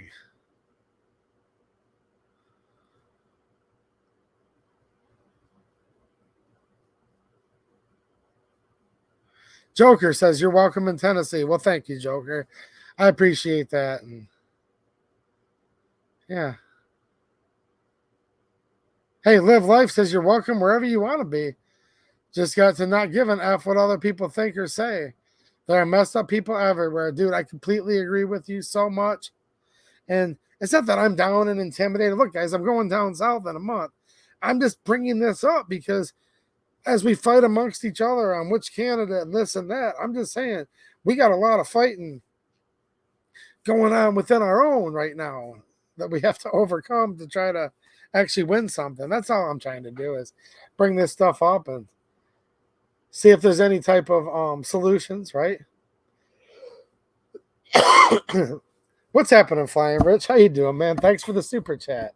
He says, props to my 2A Christian brother. Well, thank you. I appreciate it, dude. And props to you. And shout out to the Flying Rich channel, who's from Florida. And yeah, like I said, good people all over the place. It's just tough because we have senators in all of these states, all of these great states with so many good people that voted for this dang Safer Communities Act and put us in the shape we're in.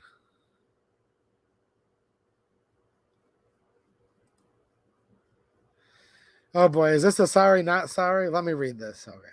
Steve0545, what's happening, man? Thanks, Rich. Shout out to the Flying Rich channel. He said, Steve says, a lot of Northerners and West Coast people have screwed up South Carolina. As have Southern people screwed up Michigan, by the way. By the way, I have to call a spade a spade. Southern people have screwed up Michigan to high hell and back too. Literally. All this union crap that we have, where do you think that came from? All the people rushing from the South with their Southern Democrat values, see, See, here's what blows my mind. Everybody thinks the South is conservative and red. Yeah, within the last 20 years. Before that, all the Democrats were down south. And all those Southern Democrats come up to work at the big three auto factories and turn Michigan blue. Like, I can't even make this up. I just got everybody mad at me. I know this. But, yeah. Like, you...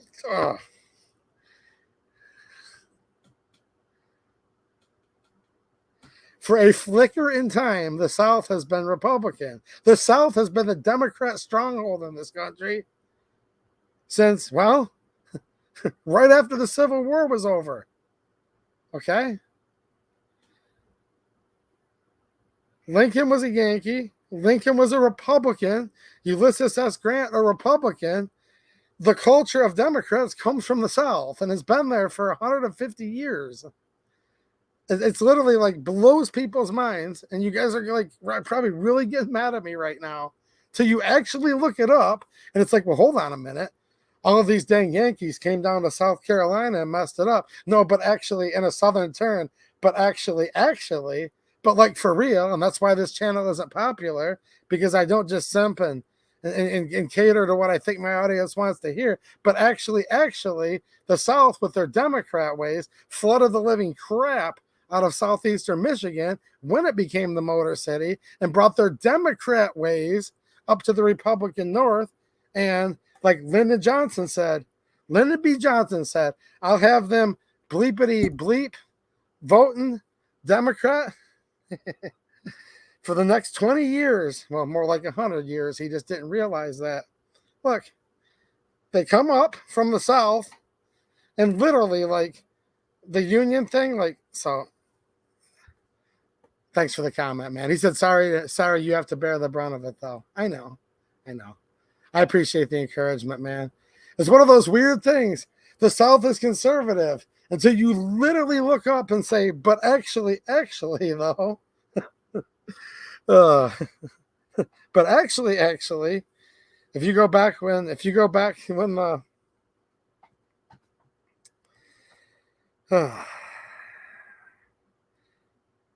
wait, we were talking about Carolinas. That reminds me of Strom Thurmond. Senator Strom Thurmond, who filibustered the Civil Rights Act. It's interesting.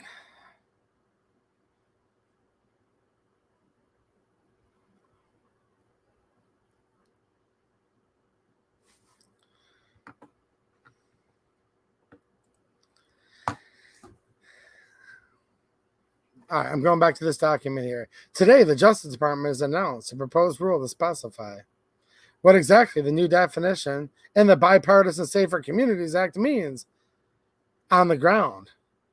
If finalized, means on the ground. What? Today, the Justice Department has announced a proposed rule to specify what exactly the new definition in the Bipartisan Safer Communities Act means on the ground.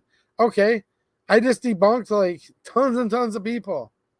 This proves we're literally can't be under maritime or admiralty law, which like I'm getting flooded with people that say that because they're literally saying right here, this act means on the ground and maritime means on the high seas. So there we go. So I guess if you guys believe we're under admiralty law or maritime law, so therefore we're governed on the high seas, then I guess this only applies to the ground. Okay. The new definition in the Bipartisan Safer Communities Act means on the ground. Okay. At least they are talking about the laws on the ground now instead of the high seas. That's good. Everyone just keeps telling me, dude, we're under admiralty law. We're under maritime law. And I'm like, I can't be under maritime law. I'm not on the ocean right now. Like, how could I possibly be on the... I don't know, maybe I don't know what maritime means, but I think the predicate is you have to be on the water, on the ocean. But this says on the ground. Why does it say on the ground? If finalized, this proposed rule would mean the following for people who are not selling guns in order to make money. If you have a gun you no longer need and you want to sell it to your family member, you do not need a license to sell it. If you buy and sell curios or relics or collectible, quote, personal firearms as a hobby, again, you do not need a license. Okay? But, I knew there was a but if you were offering a firearm for sale to make money and telling a customer that you can purchase and sell him additional firearms, you would presumptively need a license and need to run background checks. Okay? I think that's the way it's always been, but I guess not. The same is true if you repetitively offer for resale firearms within 30 days of when you purchase them. Yeah, so if you change your mind and decide you don't like a gun, you better decide you don't like it after 30 days? That's kind of weird. The proposed rule includes a number of other situations where, in civil and administrative proceedings, and absent reliable evidence to the contrary, it will be presumed that you need a license. Oh, there we go again. We talk about guilty to proven innocent. So unless you can literally prove with reliable evidence to the contrary, it will be presumed that you do need one. Interesting. Specifically, the proposed rule, if finalized, would clarify that an individual would be presumed to be, quote, engaged in the business of dealing in firearms and therefore be required to become a licensed firearms dealer and run background checks. Yet, even though they're shutting down FFLs on a record pace more than they ever have before, especially home-based, quote, kitchen table FFLs, yeah, you can see where this is going to head if they meet certain conditions. For example, under the proposed rule, a person would be presumed to be required to become a licensed dealer and run background checks if they meet one or more of the following criteria. Offer for sale any number of firearms. Wait a minute, any number of firearms, and also represents to potential buyers that they are willing and able to purchase and sell them additional firearms. It's kind of wordy. Offer for sale any number of firearms and also represents to potential buyers that they are willing and able to purchase and sell them additional firearms. Okay. Repetitively offer for sale firearms within 30 days after they were purchased. Repetitively offer for sale firearms that are like new in their original packaging. That's just called a lot of people keeping the packaging as an investment. Doesn't mean they're flipping guns as a dealer. That's called an investor grade gun. It's still in the original packaging. Geez, they wouldn't like my brand new in the original packaging Polytech Legend much. Respectively, repetitively offer for sale multiple firearms of the same make and model, or, geez, better never need to sell my AK or SKS collection.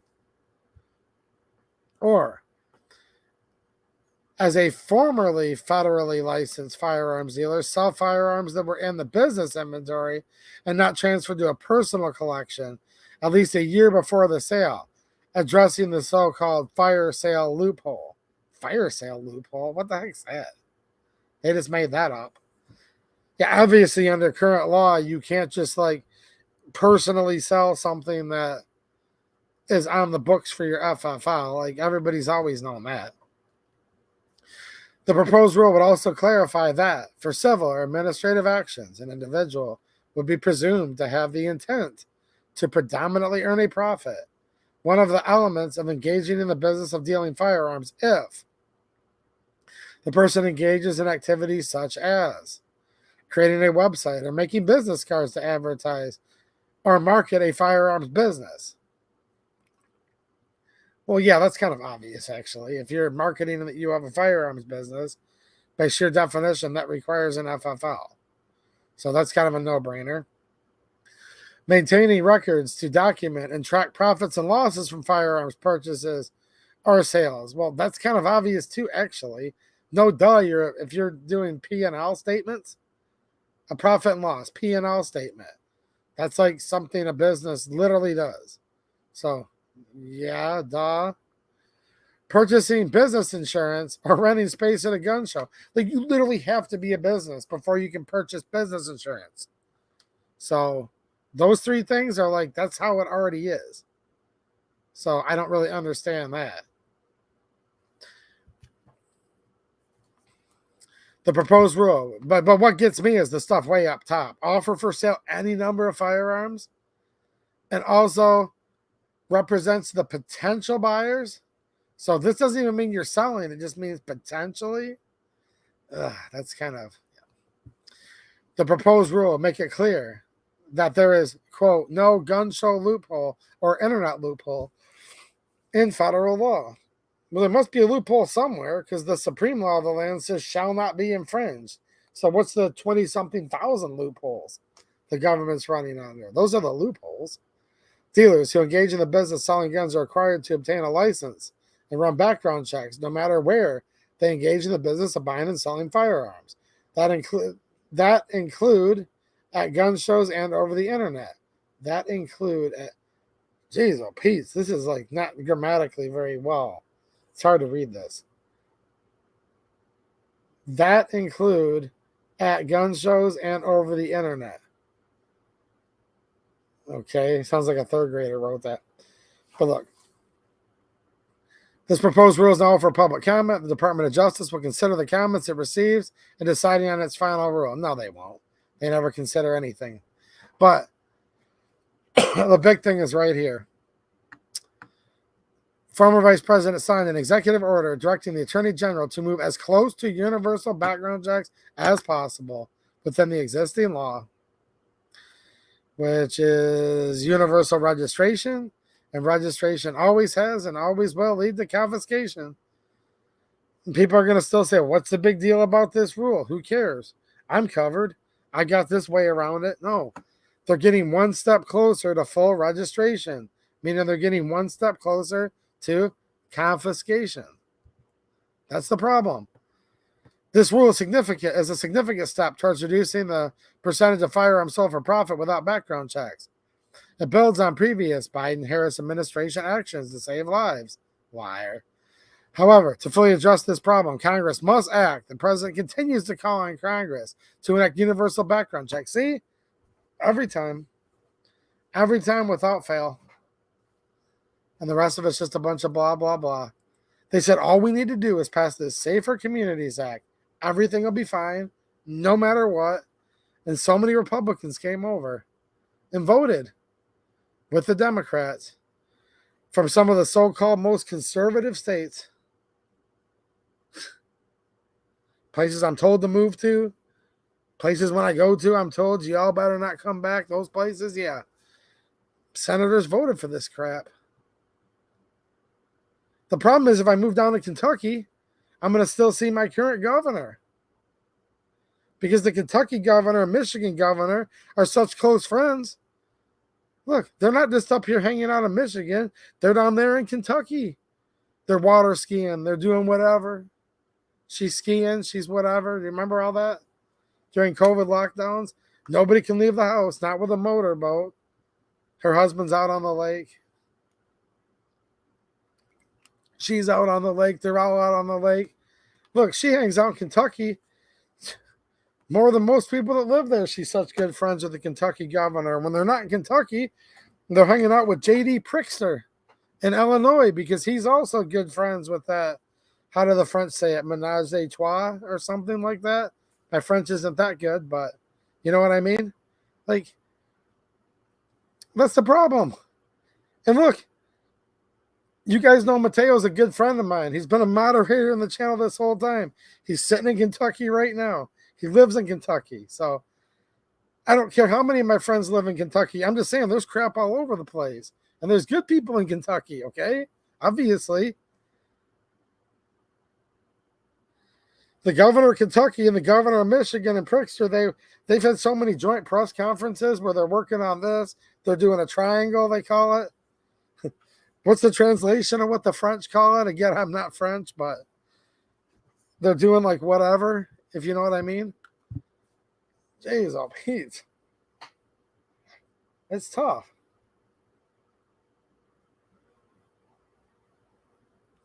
I mean, Mitch McConnell, but look, stabbing on Peters in Michigan. So trust me, I'm not casting stones on anybody in Kentucky.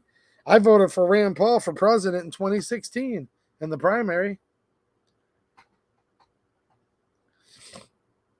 You guys want to know the last person I felt good about voting for in a primary presidential election? Rand Paul. That's the last one I voted for that I really liked.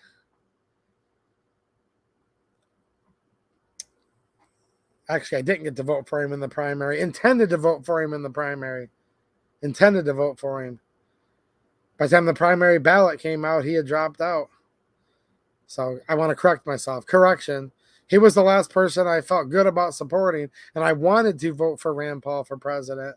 I voted for Ted Cruz in the primary in 2016, which I felt pretty solid about that. For Second Amendment issues, I'm not seeing Cruz waffle even once on that. I'd vote for Ted Cruz for president right now. I'll be honest with you guys. Again, if he's been perfect on everything, I don't know.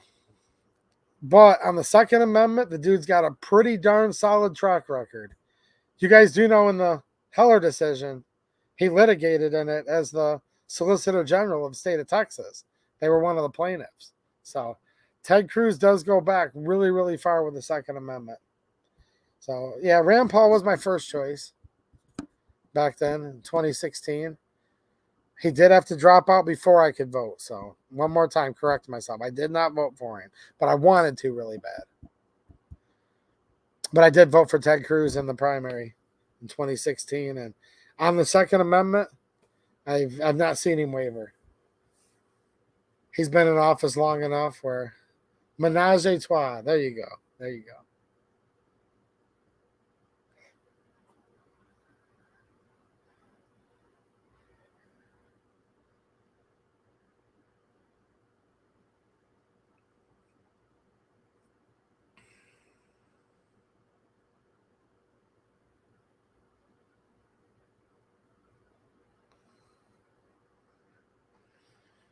Okay, let's see here. Guys, I just said the West Virginia Senators. I just said the West Virginia Senators both voted for the Safer Communities Act, you know? I mean, I wish it wasn't that way. Does anyone know why I say that the both West Virginia senators voted for the Bipartisan Safer Communities Act? Does anyone have a guess why I would say that? Why does he say both West Virginia senators? They're called Joe Manchin and Shelley Moore Capito. Why does he say they voted for the Safer Communities Act? Well, I say that Manchin and Capito voted for the Safer Communities Act because they did vote for the Safer Communities Act. I mean, that's why I say it.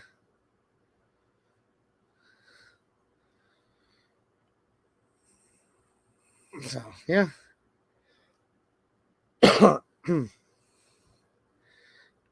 I love eMusic so much. Yeah, this is a family-friendly channel. I'm not going to read that.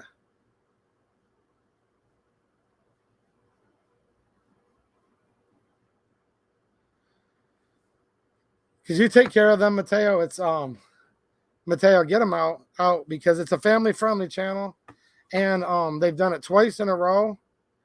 And I don't know. You don't need to spam me, and just get them out, Mateo, and y'all don't come back.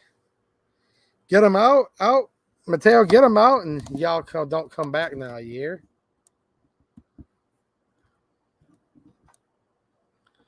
All right, let's see here. I love music, not so much. They said not so much.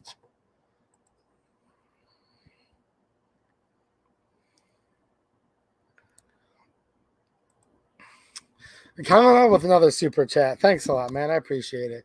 He says, I have a Michigan license, but I have property in Phoenix and in the UP. So, UP is my SHTF place. All right, cool. I always get confused for a minute because I'm like, I thought you were a Michigan man. But no, you're from different places.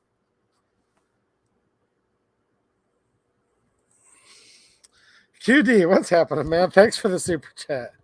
Jeez, generous super chat. He says, I want to see what Crump and Rich think about Maui. LOL. Oh boy, I'm curious too, actually. Yeah, I would like to see Crump and Rich do a stream talking about Maui. That would be fun. Huh. Interesting. Man, oh man, cutie, that's a good question. Wow.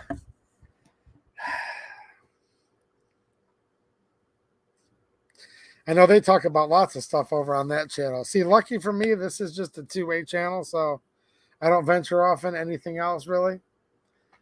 So I can't talk about Maui on here, but boy, oh boy. I'm awfully curious now, too. Mike McClune with a super sticker. Thanks, man. I appreciate it, Mike. I bet you Mike McClune's curious on what Crump and Rich's theories on Maui are, too, actually. Huh.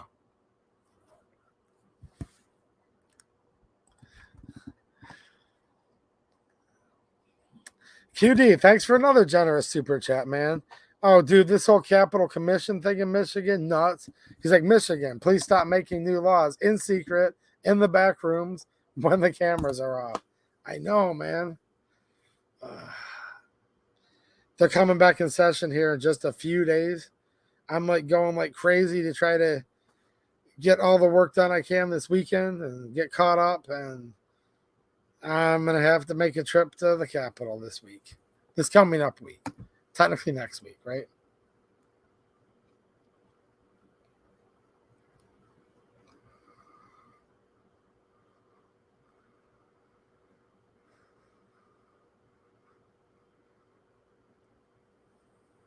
I'm just curious. No peer pressure, guys. It's just QD brought up the question, right? DLD After Dark.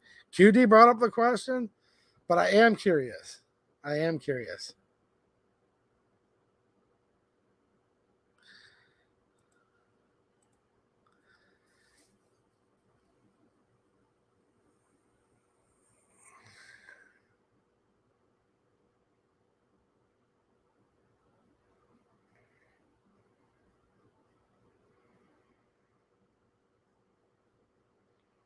Oh, I'm trying to wait. Just give me a second, guys. Sorry, people have to be this way. I'm just waiting for this to scroll down so I can get rid of this person out of my chat.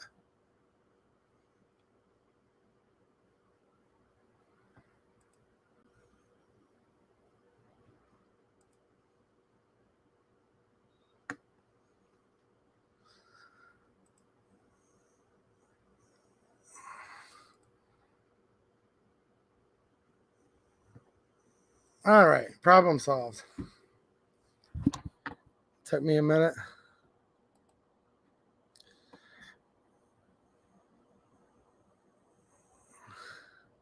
Jonathan Ribbing says, I have a great workaround. Shh, don't tell anyone. But it's called Article 5 Convention of States. Yeah, that's been around ever since the country was started, hence Article 5 of the Constitution, right?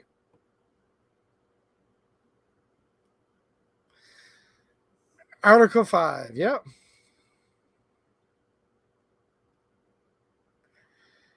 Here's the thing, though. Gavin Newsom's calling for an Article 5 Convention of States right now. And I'm assuming, and I know you're not like in on that one, but actually there is an Article 5 convention being called to ban the Second Amendment. So that's the deal with that. Ted Cruz is eligible for president, guys, just so you know. There's no debate on that. Ted Cruz is eligible for president. Donald Trump wouldn't know the Constitution if he even saw it. I think even the biggest Trump supporters know that. Like when he said Cruz couldn't run. And then he cited Lawrence Tribe. He said Lawrence Tribe of Harvard said, since he was not born on the land. So look, if somebody's an American citizen, okay, so your mother was born and raised in the United States. Your mother was born on the land. This is a scenario. A totally out of my head scenario that actually applies, well, directly to Ted Cruz. So, mother is an American citizen. While she's out of the United States, gives birth to a child. Okay, that child is an American citizen. Because if it's not, then every person who was born on a military base while their parents were in the armed services serving abroad would not be considered an American citizen.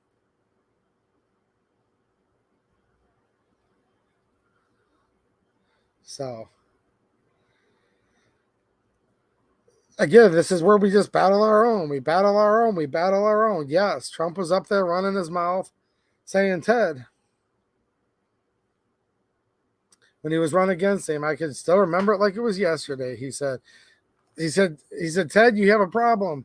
The problem is, say I like you, and I ask you to be my vice president, and you win and you become my vice president or whatever, right? Then he said, the problem is you can't do that because Lawrence Tribe of Harvard said you have to be born on the land. Now, Lawrence Tribe, who Trump gets his legal advice from, I don't know what's worse. Vivek Ramaswamy gets his, just think about this for a minute, guys. Vivek Ramaswamy gets his advice from Al Sharpton and Eminem. Don't believe me? Go fact check it. It's all there. He asked for literally his political advice from Al Sharpton, and his idol is Eminem, Marshall Mathers. One of the most rabidly left you'll find in the whole country, no matter how hard you look. And then Donald Trump gets his advice from Lawrence Tribe, who's to the left of Karl Marx, a professor at Harvard. So Trump, when he was quoting his hero, Lawrence Tribe, said Ted Cruz cannot run for president because he was not born on the land. No, he was born to an American mother, which means he's considered to be a natural born citizen. I mean, were any of you guys like born like on a military base throughout the world? And are you not considered an American citizen because of that? So that was, he was still today, man. I mean, Trump, we're still dealing with that from Trump. I don't know.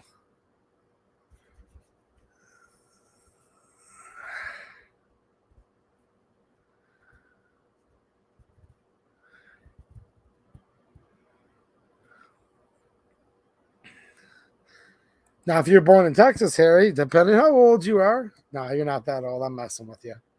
You might not be an American because I think at one time it wasn't part of the United States, right? Okay, there we go, Gort. Thanks for that example. McCain ran for president. He was born in Panama, U.S. military base. Yeah, it's weird, man. And here's the thing. Kamala wasn't born on the land, was she? I don't think so. Or maybe she was technically born on the land but lived in Canada. I don't know.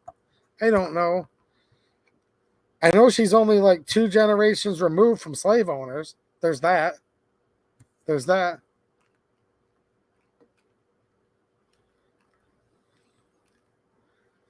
Yeah, it's weird, man.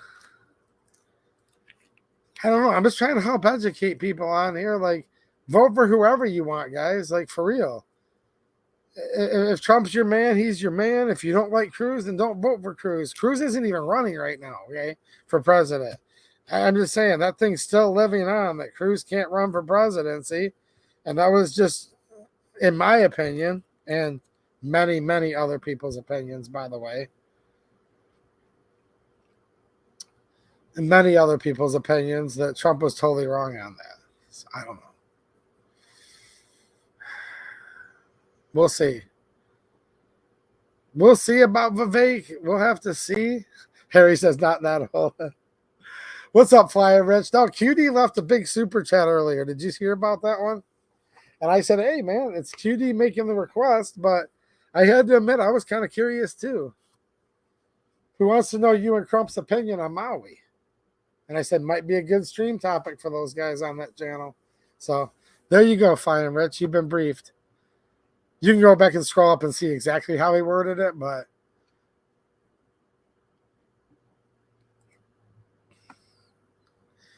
here's exactly what he said. He said, I want to see what Trump and Rich think about Maui.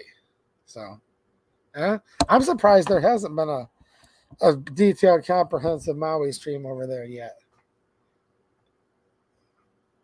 No peer pressure, Rich. I'm just surprised there hasn't been one, is all. QD with another super chat. Thanks a lot, man. Ooh, I should be good, actually. You guys do know I have a blue roof on my house, right? Yep. It's true, actually. I do have a blue roof on my house. I will tell you guys this. This is where, look, anecdotally, I know on the internet people always get correlation and causation mixed up. So let me give this a shot. I'm going to tell you guys two statements that are 100% true. You can draw whatever conclusion you want. First of all, the roof of my house is blue. It's true. Second of all, my house has never been zapped by a blue laser. It's true. They're both 100% true. I have a blue roof on my house. And also, my house has never been zapped by a blue laser. I'm just saying. Yep. QD's like, oh crap, I didn't know the dude really has a blue roof. No, it's true. I do.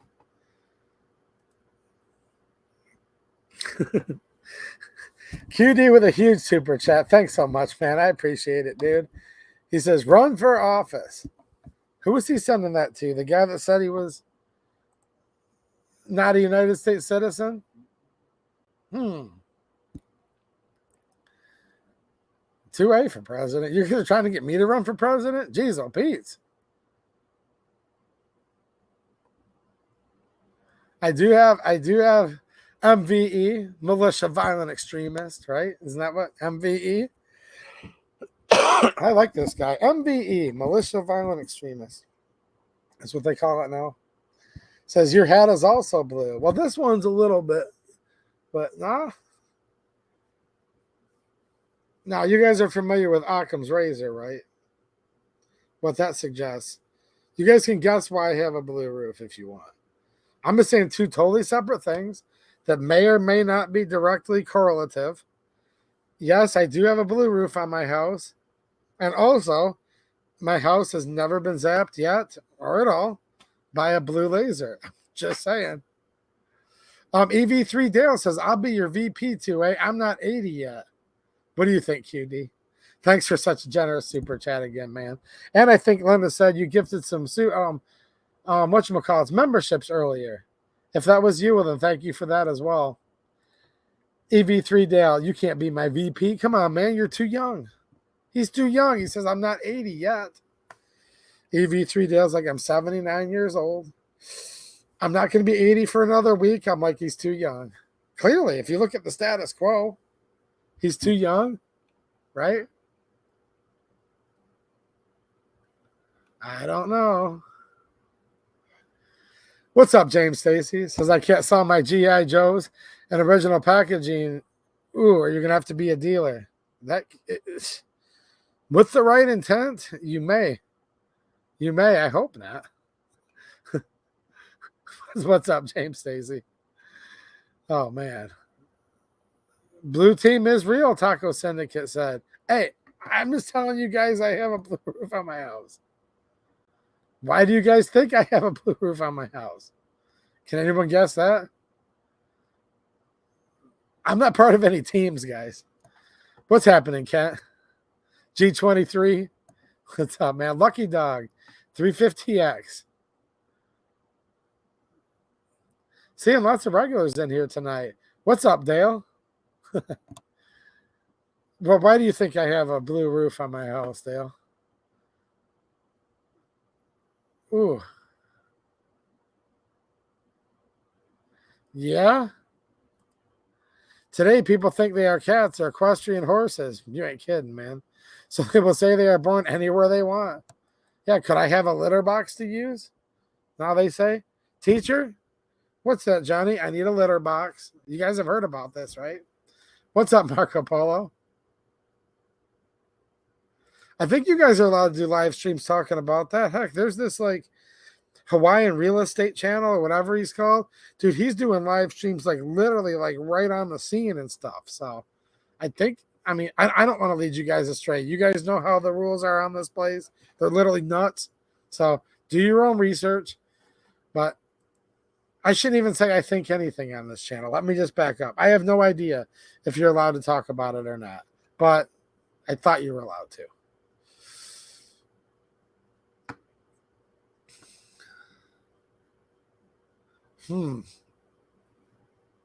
Not just lasers, Pillbox says, but microwaves, yeah. G23 says because you're Team Smurf. Oh man, come on, man. No, I don't know, dude. I just like the color blue. I mean, really. I shouldn't even say that because everyone's like, oh my gosh, there has to be like some really, really complicated 3D chess. No, I actually just like the color blue. And when I went to look at shingles at the local Owens Corning dealer a dozen years ago, whenever it was, they had samples on the wall. And I'm like, those are actually really cool. How much extra are those?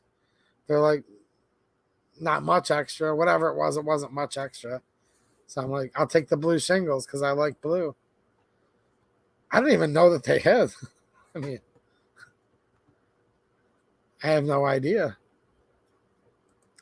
BlackRock will buy up all your guns too, Chance. If you're trying and buying, or what do they call it? Boyfriend loophole, gun show loophole. What was that other loophole they were talking about here earlier? They literally just made one up like today. The fire sale loophole. Are you kidding me right now? It literally says, addressing the so-called fire sale loophole. BlackRock will take care of buying all of your guns if you're exercising any loophole. I mean, you could literally be exercising the Shubin and Amananashita pressure loophole, and they'd still come buy your guns off of you. It's called the gun buyback. We never owned it, but we'll buy it back, and we will give you 1 penny, right?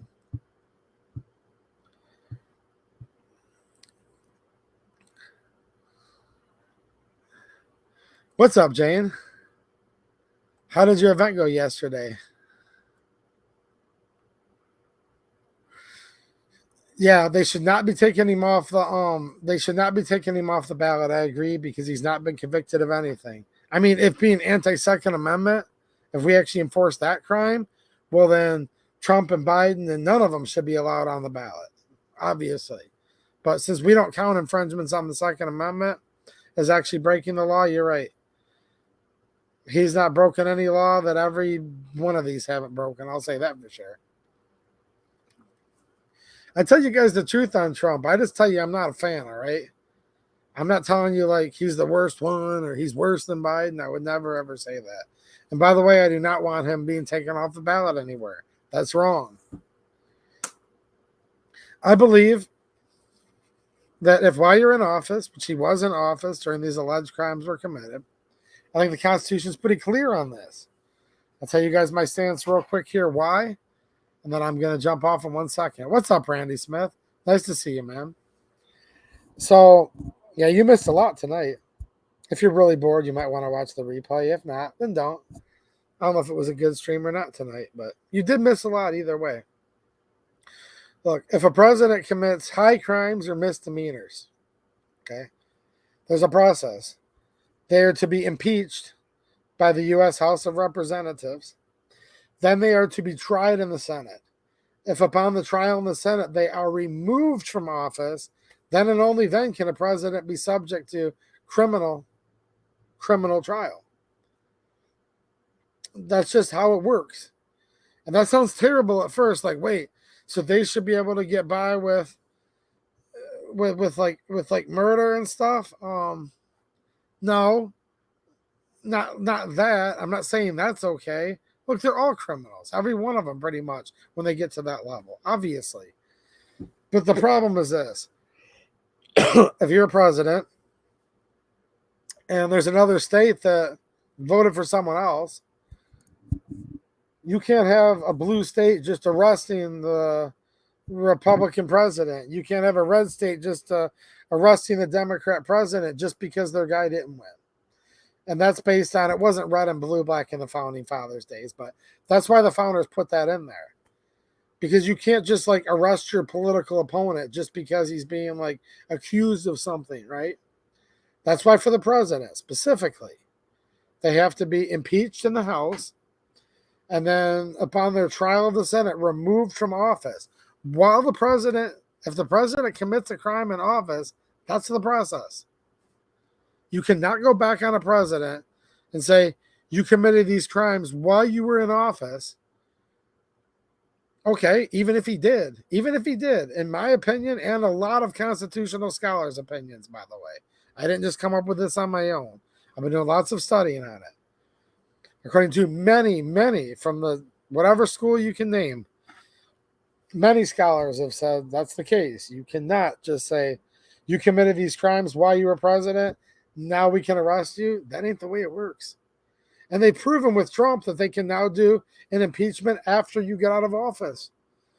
So if there's all this evidence, if there was, I'm not saying there is, but if there was all this evidence of Trump committing crimes while he was president, again, these crimes were alleged to have been committed while he's president, all you can do according to the Constitution is impeach him, and then he also has to be found guilty in the Senate.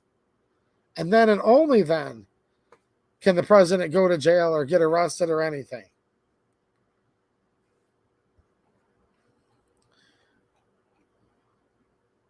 And I say that not as a Trump fan, but I'm trying to be fair about the situation. This shouldn't even be a conversation right now. In my opinion, it is completely illegal what they're doing to Trump and completely violating the Constitution. And the founding fathers are yet again rolling over in their graves, realizing yet another thing they warned about and they knew would happen is yet again now happening again.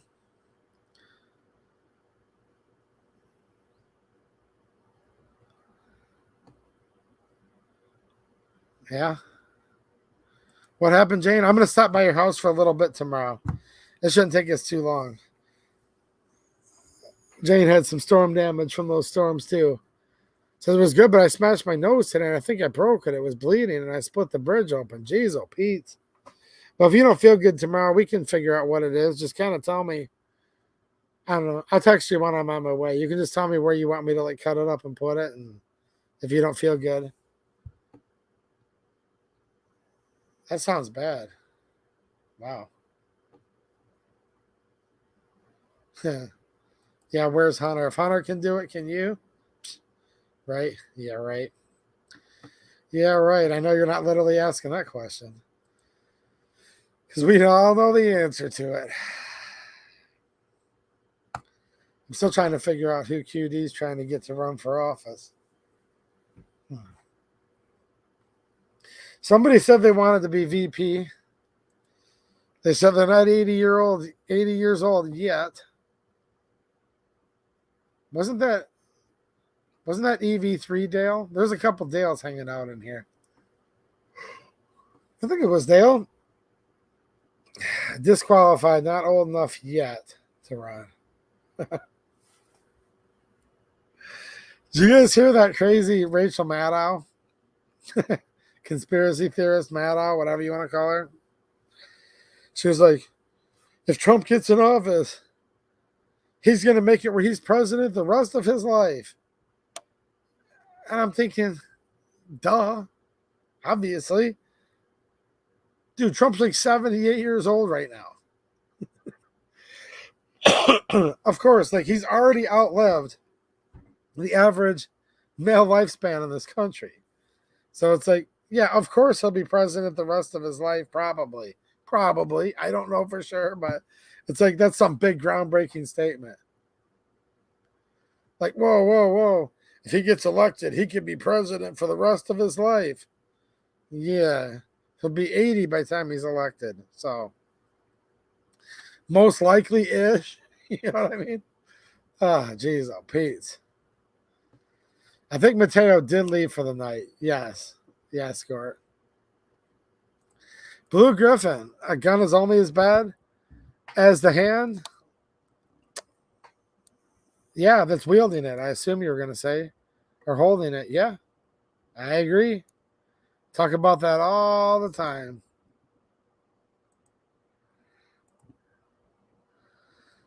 What was the spam? I don't know. Is someone spamming in here? I'm not sure. Hmm. If you're talking about the food spam, I don't really eat it too much. Like, I would eat a piece of spam. It's not like beyond me to do it. I'm not too good for it or anything like that. But yeah, spam isn't really my favorite. If I was to eat canned luncheon meat, I'd way rather eat treat.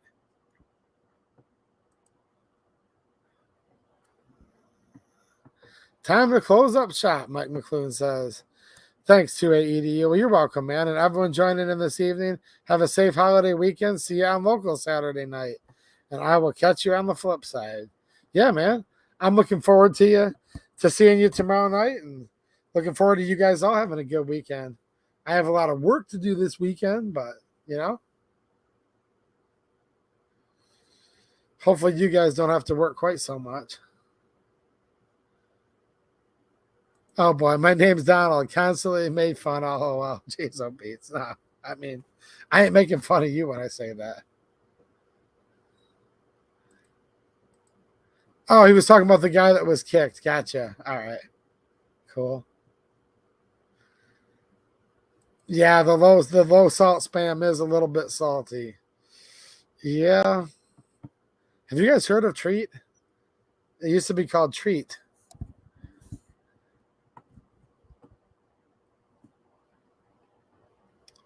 I'm just taking one last look at the chat. I'm going to jump off here and.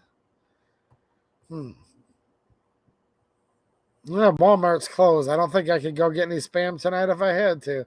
A piece of spam actually almost sounds good at the moment here right now, or whatever. Great value luncheon meat. Bill Alexander, nice to see you, man. I appreciate it, dude. He says Semper Fi and FJB. Can you believe it that we're even dealing with this former vice president? Jeez, oh Pete. I was looking for Brian H from last week. Are you watching Brian? That has the, I think it was Brian H, right? That had the Detroit Red Wings logo. He had brought up something, and I got something for him. I just need his email address. I don't think he's watching tonight. If you're watching, Brian, chime in real quick here. I'm going to get off. He was saying something at the end of the stream last Friday night, right near the end. I'm like, yeah, I think I can hook him up. And I got something for him. Oh, well, we'll give it to him next time. You're welcome, man. Take it easy. He says, keep up. Yeah, it was EV3 Dale. He says, have a good one, too. Keep me in mind for VP. I hope you guys had a good stream tonight. I'm not black pilled, guys. I just wanted to bring up some stuff. It doesn't get talked about much. And the more you think about this, it's just like, really? I'm trying to encourage all of you guys to get behind something, stand for something, stand for what is good, because as the old saying goes, you have to stand for something or you'll literally fall for anything. So try to stay encouraged, guys. I want you guys to stay encouraged. I will be heading to the South. Get a hold of me if you guys are down around those parts. And I've literally met up with quite a few of you guys as I've traveled before. And most people from the South are awesome and are really, really cool. I was just highlighting that we have issues all the way across this country that I'd love to see us get in order. We can just argue about so many things, but let's just see if we can unite around the Second Amendment. And then when we can save that, then we can start fighting about all the other crap again. I think that would be a lot better. Okay, you guys are talking about canned meats, yeah. Dang old Matt. Treat is hot dog meat in a can, kind of. Just maybe a little saltier, if you will. Thanks, Damien. Thanks, man. Gore said, interesting stream tonight. All right. I'll see you tomorrow on Locals as well. And I will see you, Kent, on Locals tomorrow. Just because Randy Smith is my favorite, I'll end it. I'll lead an effective strategy to mobilize. Shoot it off of the national pressure. All right, guys. Thanks for watching and have a good one.